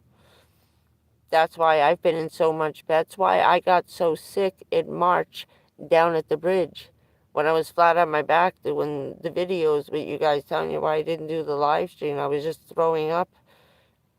Everything was going wrong all at the same time. And I couldn't believe it. I was like, I haven't been this sick in a really long time. So, yeah, everything's flipping out and everything's 4 years old this year. You know what I mean? Certain things are a little ahead of time. The bones are ahead because I got irradiated like the Hulk. The radiation and the chemicals, but more the radiation, is making my bones hollow like the astronauts from radiation poisoning. They can't save those poor bastards, and I ain't taking the shit they're taking. They're taking this over, this Fosamax 9,000 milligrams, trying to save their lives, but hell no. But yeah, that's why I've been in so much pain. That's why I can't sit. I gotta keep moving. I break a hip from either the weight of my own body is where I am right now. I can't plop down on the couch. Like if I just throw yourself down, you do the Nestea plunge onto the bed, or sitting down there, like, you can't do that. You break a hip at this point, you have days, hours, days, maybe a couple of weeks to live. He said they put in the thing 3 to 9 months. That should be 3 hours, 3 hours to 9 days. Do you understand? And we had a really bad conversation today. Everything's 100 times worse than they thought. I'm at the end of the line. And there's nothing they can do. There's nothing they can give me for the pain. They were giving me morphine, so the pain I was having in my back that they thought was from the kidney stones that I did have, that's why the painkillers weren't working and the morphine wasn't working. I didn't have the pain from the kidney stones. It was the cancer eating away inside the hip bone, where near, say, the bladder at the bottom. Everything was right in the same place. So it explains a lot why certain medications weren't really working, but at some point I should have been whacked out of my mind after 3 shots of morphine within 25 minutes. Um, but that's because the liver's not working. So I just agreed to everything.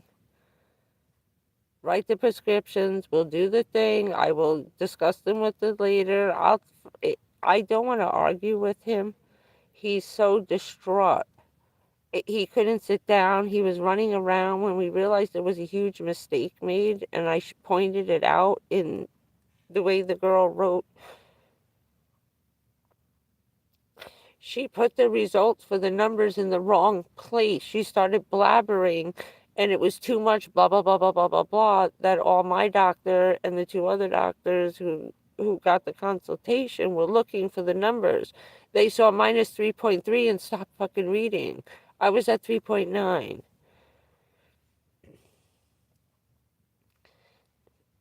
The test ends at 3.0. Severe osteoporosis osteoporosis begins at 2.5. When they saw the 3.3, they thought that's where I was. That's where I start. The highest number recorded was 3.9. You die at like 4.0. You know what I mean? We're that close with the bones. This was what he's been vague about a lot of things, and the breast and the kidneys and the lungs and the shit, because this has been what will probably do it in the end. My neck is very fragile and it's not doing well at all. It's in jeopardy of snapping on its own. And that's what they're freaking out the most, and why they're sending me in immediately for the MRI. It's like somebody, your neck gets too fragile to hold your head up, and it could just break.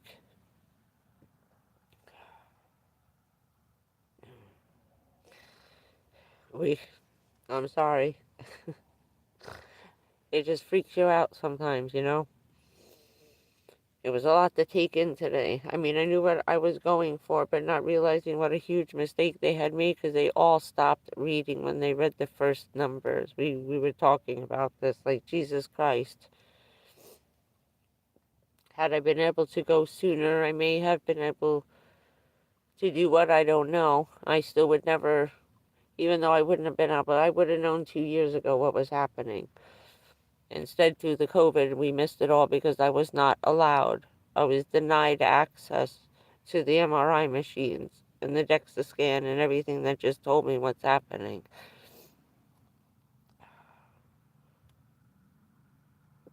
He didn't want me to have to go through this last year. Well, since Richard died, he was trying to give me as much time as possible, so he gave me a year and a half to get over that shit, for him to give me the worst news of my fucking life. We knew there was nothing we could do to stop it, so just postponing it didn't do anything, you know what I mean? We knew it was coming. But now it puts everything else into secondary motion. Now the bones have taken first place. It's like a horse race, It's the lung cancer or the kidney cancer or the breast cancer. So the breast and the bones have just taken first and second place over everything else, including my lungs.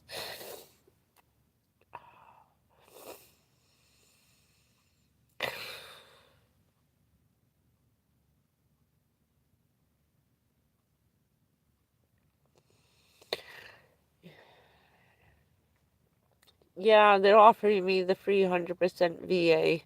So if I have to do that, I'll just go to the VA. I'd rather be in there because I know what I'm doing in there. I'm military, I'm a civilian Marine, and I'd rather be in a state-run military facility than in some fucking Medicaid place where they're going to treat me like a piece of shit. And I have no say-so, and they can do whatever they fucking want to you, you know what I mean?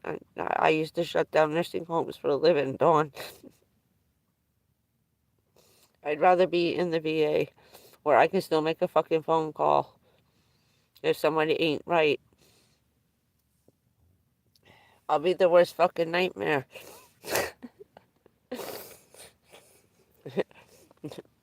I told him, I said, shit, maybe I can snap the VA into fucking shape. I'll do undercover expose while I'm in there. I do my YouTube from the VA. Oh yeah, I did. I fixed the bed. I got all kinds of cushioning and shit, like stuff like that. I redid the bed. That's how I ended up finding the moldy suitcase in the back. I have to throw all my clothes out tomorrow. I had to go to the Goodwill, buy 2 pair of shorts, a pair of sweats, a pair of fleece. We went on a shopping spree yesterday at the $5 stores. I bought 2 sweaters. I have no freaking clothes. None. Oh, shit.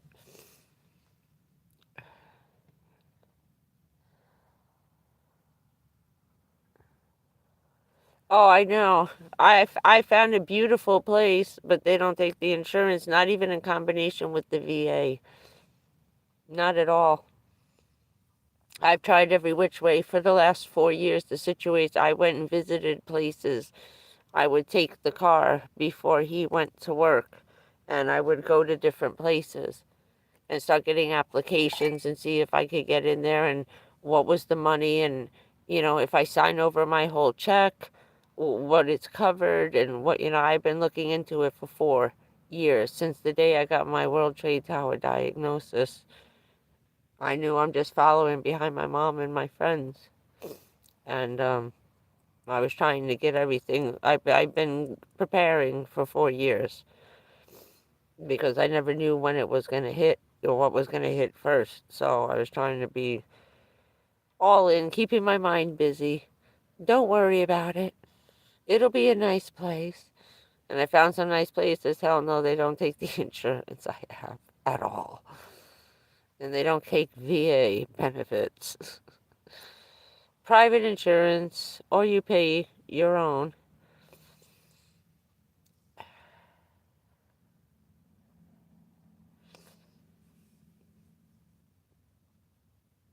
Now, yeah, I'm meeting her by the house.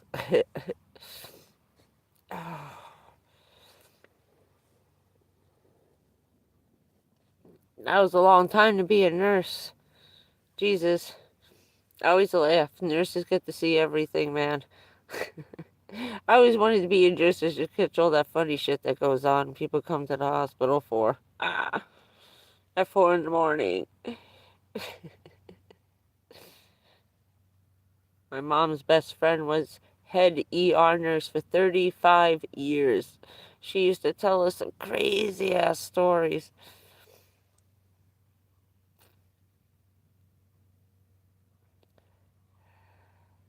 Yeah, I know. The car is poof. I found the hot spot and it's kind of in a badass area. It's not near the fuse box. It's right inside the window. I don't know what's going on. If I can get this fixed, I could take the ride. So I'm gonna try. I've been waiting for these test results to finish going through this before I find out what's wrong with the car. I couldn't deal with it all at once. So I've been babying the car. And one day good, one day bad, but that's electrical. So as soon as now that I know where it is and I've tracked it to a specific area of the car finally, so I'm kind of saving myself some money by waiting to fix it because they want $100 an hour with a minimum 2 hours to tell you what's wrong with the fucking car. So it cost me $200 that they're not going to take off if I have them fix the car. I said, so you're not going to deduct that from the labor or the parts or anything? No. $200 for diagnosis plus the parts and labor. So there was no money to fix the car. So I'm working on that. I've gotten some help with that. Some very wonderful people have been very nice to me. So I think by probably November 1st, I can take it back to my mechanic. Now I know where it is and see if he can figure out what the hell is wrong. If not, I'll call the dealership, make an appointment to get a diagnosis, find out what's wrong with the car, and then take it back to my mechanic and have him fix it. It may be worth $200 to have it diagnosed all at once by the people who knows their defects in the car. And Dodge is already going to know what's wrong with this car because it's going to go wrong with every one of these stupid cars. So I'm not going to pay some guy who has no idea who's working on a machine that he doesn't even, they missed the code 4 times, even at Firestone. So I think my best bet is to choke on it, pay the dealership $200. If I have to pay someone $100 or $50 an hour to tell me what's wrong with the car, I'll just go right to the dealer. Why am I going to deal with you? I'll use them to find out what's wrong and then take it back to my guy. It's got a hot spot under the driver's windshield wiper and the electric zigzag. The electric code comes up, then it goes off because it's an intermittent problem. So, but it's hot as hell. You excuse me, burn your hand on the windshield. That's how hot it is underneath where the problem is. And then it spreads out to the hood. Then it goes down the whole side quarter panel right to the headlight. And the four of those big, chunky silver fuses that look like this, okay? Looks like a little box in there. Those are hotter than hell. The plastic ones are okay, but the big giant fuses like this big inside there that look like this, they're really hot.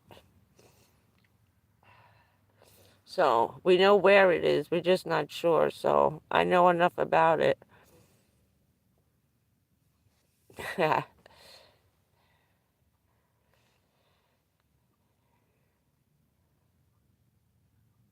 Oh,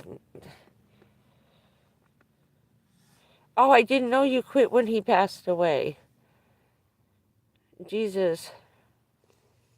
Yeah, I know. It's kind of like my job, look at you got to deal with politics and stuff with the hospital, and you see the government crap you deal with. That's the first okay, you see what the first responders go through. Yeah, it's the best job you ever had, but it's the easiest one to walk away from. And I hated that because I loved it so much. It's hard to hate and love something so much so equally. you know it's hard. I'm so sorry you had such three little ones.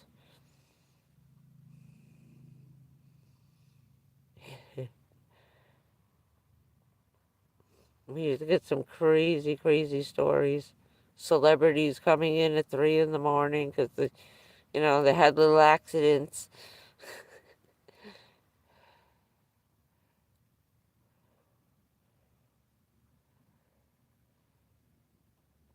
Yeah, I know. You got 2 days this week, 3 days next week, right? We never knew when she was working.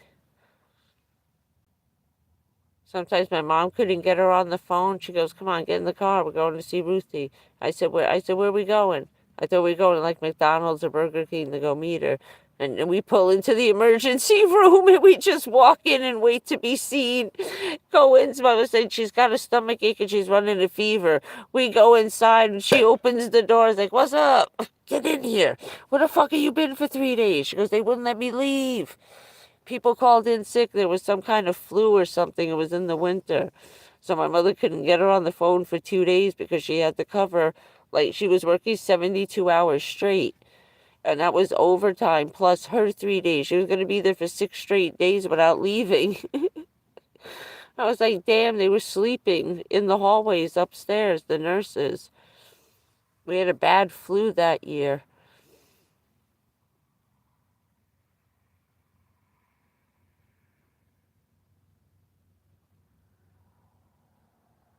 Yeah, I know. A lot changed. Like there's a whole generation of just money, money, money. I want to marry a rich doctor girls, right? There's a whole class of years of those people.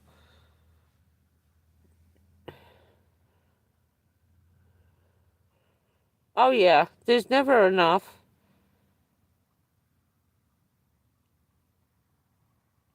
I don't know how many times it was just Ruthie and one other girl, a new girl, right? Someone who just started out. She's only been there, been working like 2 years. Doesn't know what the hell she's doing. But then you feel bad. Ruthie's like, "Yeah, but maybe they gave her to me on purpose." My mother's like, "I'm starting to think they do. They're giving you the ones that are having problems, so you can train them right."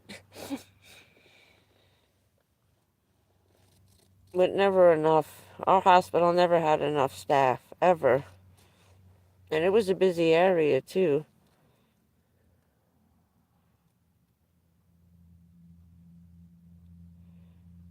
Oh, yeah, I know. How many women get divorced, right? Right after the student loans are paid off. I helped him go to law school. I worked 6 shifts at McDonald's every week because of him. I stopped going to college and got a better job to help, right? To help them become a doctor. Next thing you know, they take off the minute they graduate. Ugh, very crappy peoples. And we wonder why there's so many mistakes made, right? You know, it's like the girl I had, she was some kind of a, she wasn't really allowed to see patients. She was a practitioner nurse, but she couldn't work in an ER. She had no authority to order a pregnancy test and something else. Now, I thought all practitioner nurses would be able to at least call in a pregnancy blood test, you know? And I thought this was a little strange that this doctor was refusing to do my pregnancy tests and stuff. That's when we found out that she was just a nurse from some doctor. She thought she learned enough from him, went out, used his degree, put her name on it, and got a job at the hospital. There were a whole bunch of us that saw this woman. She got caught on one of my tests and somebody else. They had sent for an EKG. She printed out a doctor's order, scanned it back in the computer, erased his name, put her name. She forgot that in this one report, the doctor has to sign it twice in 2 different places. She forgot to erase one of the signatures, and she was using his doctor's number to order my procedures done. One of the girls doing the procedure noticed that there were 2 different signatures. She did her job and read the whole paper, which is where we're going back to the beginning, is that my dumbass doctors didn't read the whole 2-page report. They skimmed it looking for numbers. It didn't read the words. I'm done. There you go. See? Just like the Kevin Bacon thing, right back to the beginning. Oh, Lord. It's been a night of bullshit. And we're getting close to getting to the end of... Oh, I'm coming back. We're getting to the end of the battery. This battery did not break in very well. But I think it's what's ever going on up there.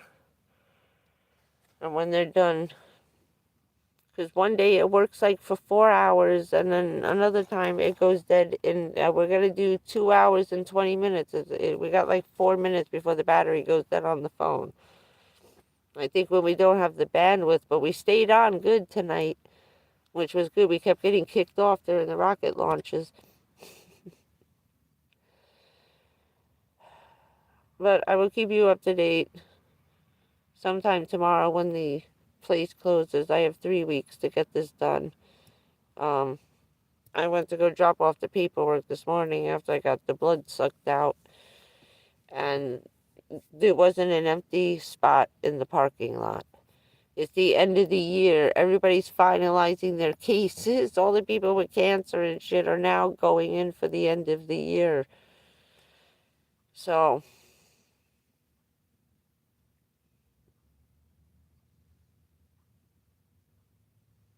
yeah, I know. I know. Well, I bought a small LifePo one. It's 300 watts, but it's like having a 500 watt one. It's charging on the solar panel it came with, like that. 2 hours on the cloudy day today, because it was warmer than yesterday. It took a little bit longer. It took 4.5 hours instead of 2.5 hours. So not bad that I got 100%, and it lasts me for almost 4 days, depending on how much I use it. I like Bob, Cheap RV. I watch him all the time. Yeah, I know. That's the other thing is my wrists. That's why I can't lift anything over 10 pounds. Um, my wrists are in bad shape. He's like, you could lift up something and just pull out and dislocate your entire wrist. Do you understand? Your hand will be like this, hanging, because it's going to come off of this bone here. I was like, it got horrible, gross. I was trying not to get into too much crazy ass detail. You know what I mean? It's a horror show. You can Google that shit for yourselves. But him going like this with my arm hanging, like, I was like, okay, okay, okay. I'm like, stop, stop. He's like, yes, but I need you to know before you leave so you don't do something stupid. I said, okay, okay, just give me a second. I thought I was going to throw up all over the floor. But I feel bad for him having, that's disgusting. We got to talk about some horror show shit here. So, being very careful. Staying calm. And thank you, everybody, for listening.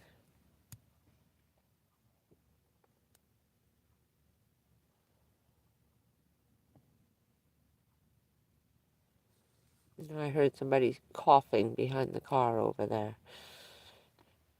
Somebody's still got their windows open. Shh. What time is it? I can't see.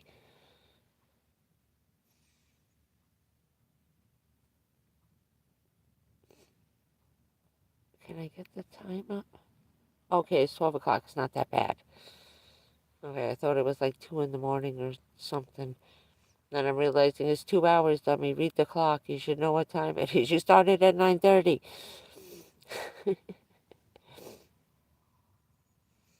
I know. Thank you, sunshine. Thank you, Dawn. I should have just added up 2 hours and 17 minutes in my head.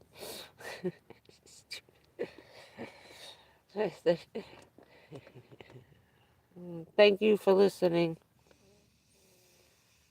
I'm sorry to take you on this ride. This is why I didn't want to do the live streams. I wanted to post my videos, you know. This is hard shit to deal with.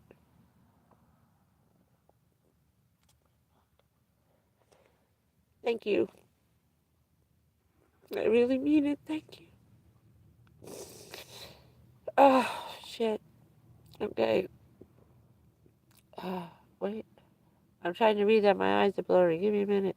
It's like I'm reading underwater.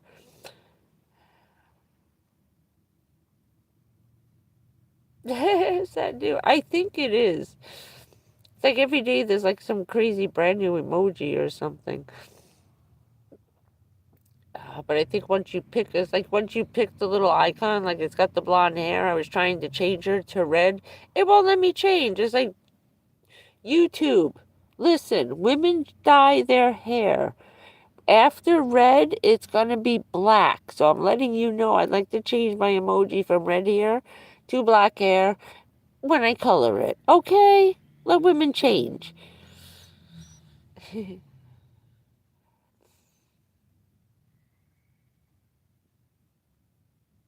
No, I know. I know. But I think I've got the bed the way I need it now. I said I just need to layer. You need to layer. And the best thing is the fleece. The fleece blankets. You take a king size and you just keep folding it and folding it and folding it and folding it, right into a great big rectangle. That thing's gonna be like 10 inches thick and you're just gonna float it. What I need is down, a big, huge down mattress. I used to have one. I had a twin, full size one. I had bought like 2 years after 9/11. I was having a lot of issues. And my back, my shoulders, my knees, and we got abused for 2.5 years with that. The first 9 months were relentless. It was 24 hours a day for 9 straight months, 7 days a week. That's it, nonstop. So I said, this has to be, I'm just worn out. But those are crazy expensive. It was like $300. I think I paid $400 altogether to get that. Oh my God, it was the best thing ever, of course, but hell yeah, expensive. I can't imagine. Now they have a make-believe one, which I bought, but it should be a little thicker. What I'm gonna do is it rolls up like a duffel bag and it's lightweight. So I'm gonna take it to the laundry this week and throw it in the dryer and fluff it up. It came out of the thing, but it didn't rise up the way it should. So it's fairly flattening out a little bit. So I'm going to throw it in the dryer and fluff it up and then start scouting Amazon to see if I can find a down mattress. Like a twin size down mattress. No more kings. It'll be too high. Then I'll be up here again. Now I'm all the way down low. If you see now, I dropped down about a foot. I'm even with the what is this here? All my lights just went out. Shit. No, I'm at the door. I'm completely even with the gate on the door with the little crab. Before my head was up here. So I just dropped down like over a foot, which feels better, but my feet still don't hit the floor yet. So it's a good chair level. It's working out better. Thank you. Yeah, I know. That's what I told my mother. We were goofing with my mother, telling her we are going to wrap her chair up in bubble wrap.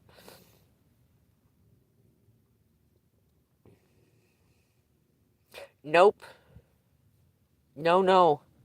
No hot tubs, no swimming. Absolutely no swimming. No resistance train, no nothing. I can't do nothing until the MRIs are done. He said, don't do the rowing. Don't do anything. I was like, oh my God, I didn't want to tell her what I've been doing.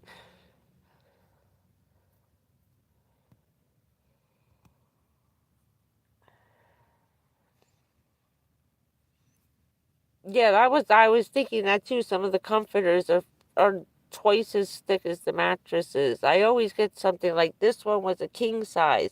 I folded it in half. And if it's the king size folded in half just makes it from here to the door perfect.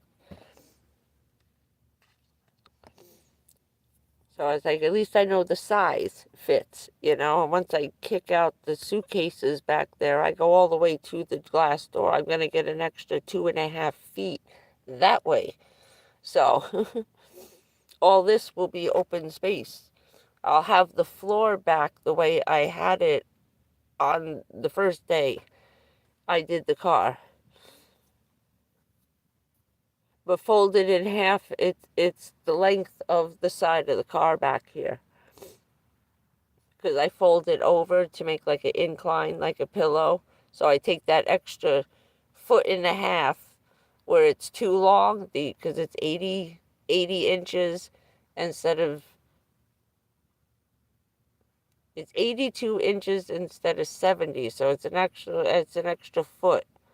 So I fold that over to make like a pillow. And then I shoved it up the thing so I actually have the bed and a down pillow. So I can add another one if I want, and I just put the sheet over it. So the pillow's like under the sheet I'm laying on. I wrap it up in a fitted king size sheet. I fold the king size sheet in half and then wrap it up like a package and then flip it over. So I turn the king size into a twin size or a full, maybe a double, not a full, a double. So it fits, it works. It was trial and error, but that foam is it falls apart out here with the salt. It just disintegrated into dust. My whole face is red. I just realized, like, my eyes are blurry. I was like, your face is red. I was watching Bunny Plays here. She was sitting in the van. I forget where she is, but she had all her green lights on. So she's sitting in a lime green glow. It looked funny. I was watching that video the other day.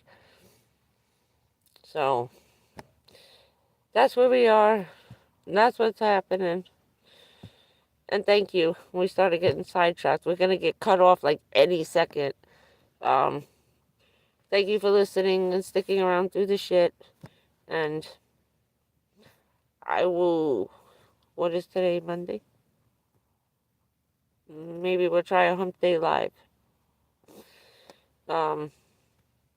Thank you, Dawn. Oh yeah, you didn't get to see the red. Not bad. I always do the red.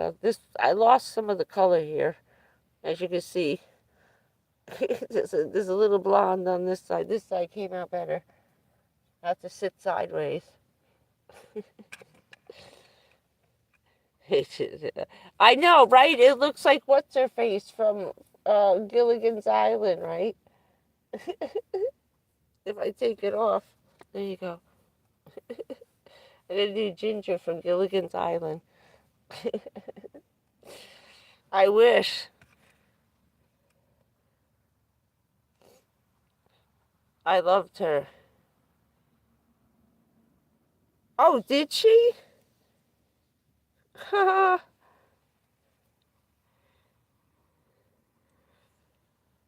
was funny. I was just watching. She went that girl's got some cojones. She went zip lining. You know, she went rafting and zip lining. And, you know, she says fuck it and does it. You know, I give her kudos to her. You know, she's a big girl. She's not a spring chicken. You know, she's not old, but, you know, she's 30s, you know. That's a 35 is a little old to be pulling this shit, sweetie. You know.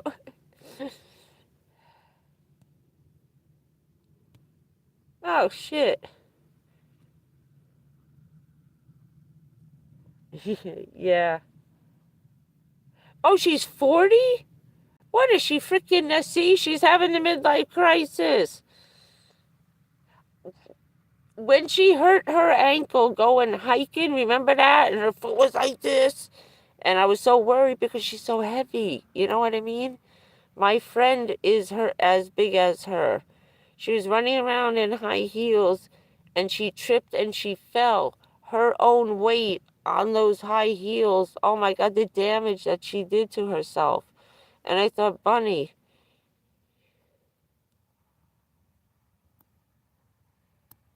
Oh, okay. I was wondering. I forgot about Riley. I have her subscribed to her, but I never get notifications from her channel. And then I was watching the Nomad News. That came up. That's really cool. I like how they got Aussie Van Man out there being the reporter. He seems like a cool guy. I like when the three of them were traveling together. I was having fun watching them. Oh, Bunny. She looks good for 40. Oh, you crushing on Aussie Van Man? It's the accent.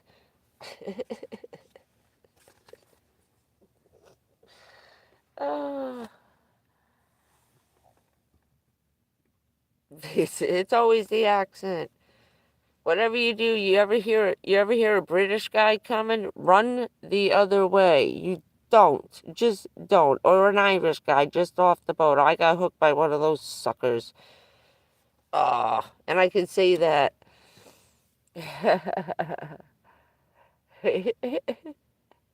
Oh, I got suckered in. Oh, I'm coming back. Oh, blah, blah, blah, blah. I'm leaving next week. I'll be back in 6 months. As soon as I come back, I'm going to write you. We're going to call. We're going to internet and all this shit. And I'm in love at first sight and blah, blah, blah, blah, blah. The next weekend, I went down to a different bar, another Irish bar. There he was, giving the same bitch the same line. He just got here. He was trying to get laid on his way to never seeing you again. You all right? You go out on 2, 3 dates. Oh, I'm leaving next week, but I'd like to spend this week getting to know you. So when I come back, blah, blah, blah. So he was pulling the same line on like 20 different women in this one down.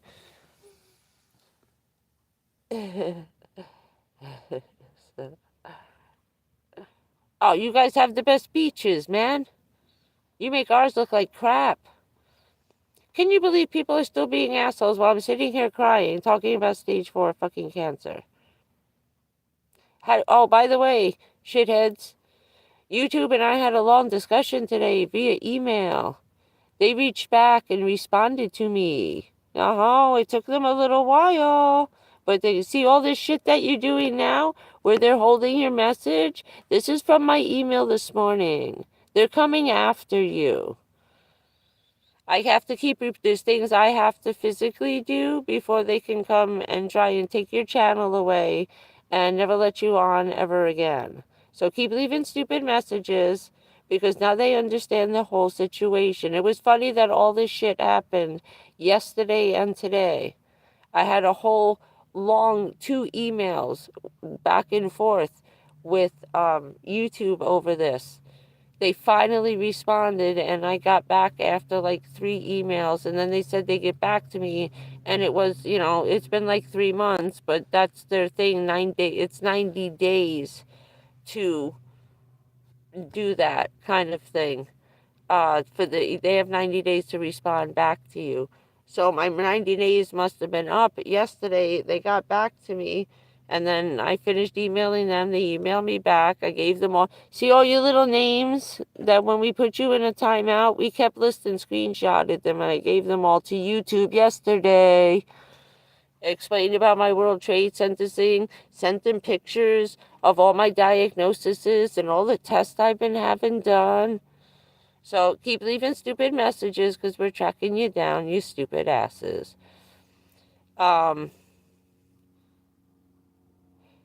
It's a lot. There's a lot of people from Indonesia and other countries.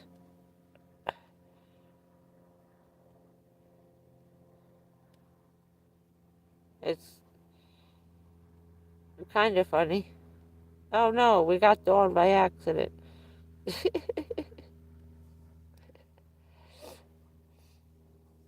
We screwed up. All right. So, all right, we're about to crap out anyway. All right. I will talk to you on Wednesday morning and see if I have any. I'll update you on Wednesday morning, okay? I won't be able to do anything tomorrow, so I won't know nothing until Wednesday when I'll have the date for the MRI and the breast scans, okay? And by Wednesday, I should know my blood test and my urine test anyway. And then we can discuss taking medication that's been pulled off the shelves. Has a right to try, okay? I'll see you guys on Wednesday. If not, I'm going to post it. And go ahead, keep it up, stupids. Take care. I'll see you Wednesday. Bye. I'll call you tomorrow, sweetie, okay? Tomorrow. Okay, I love you. Bye.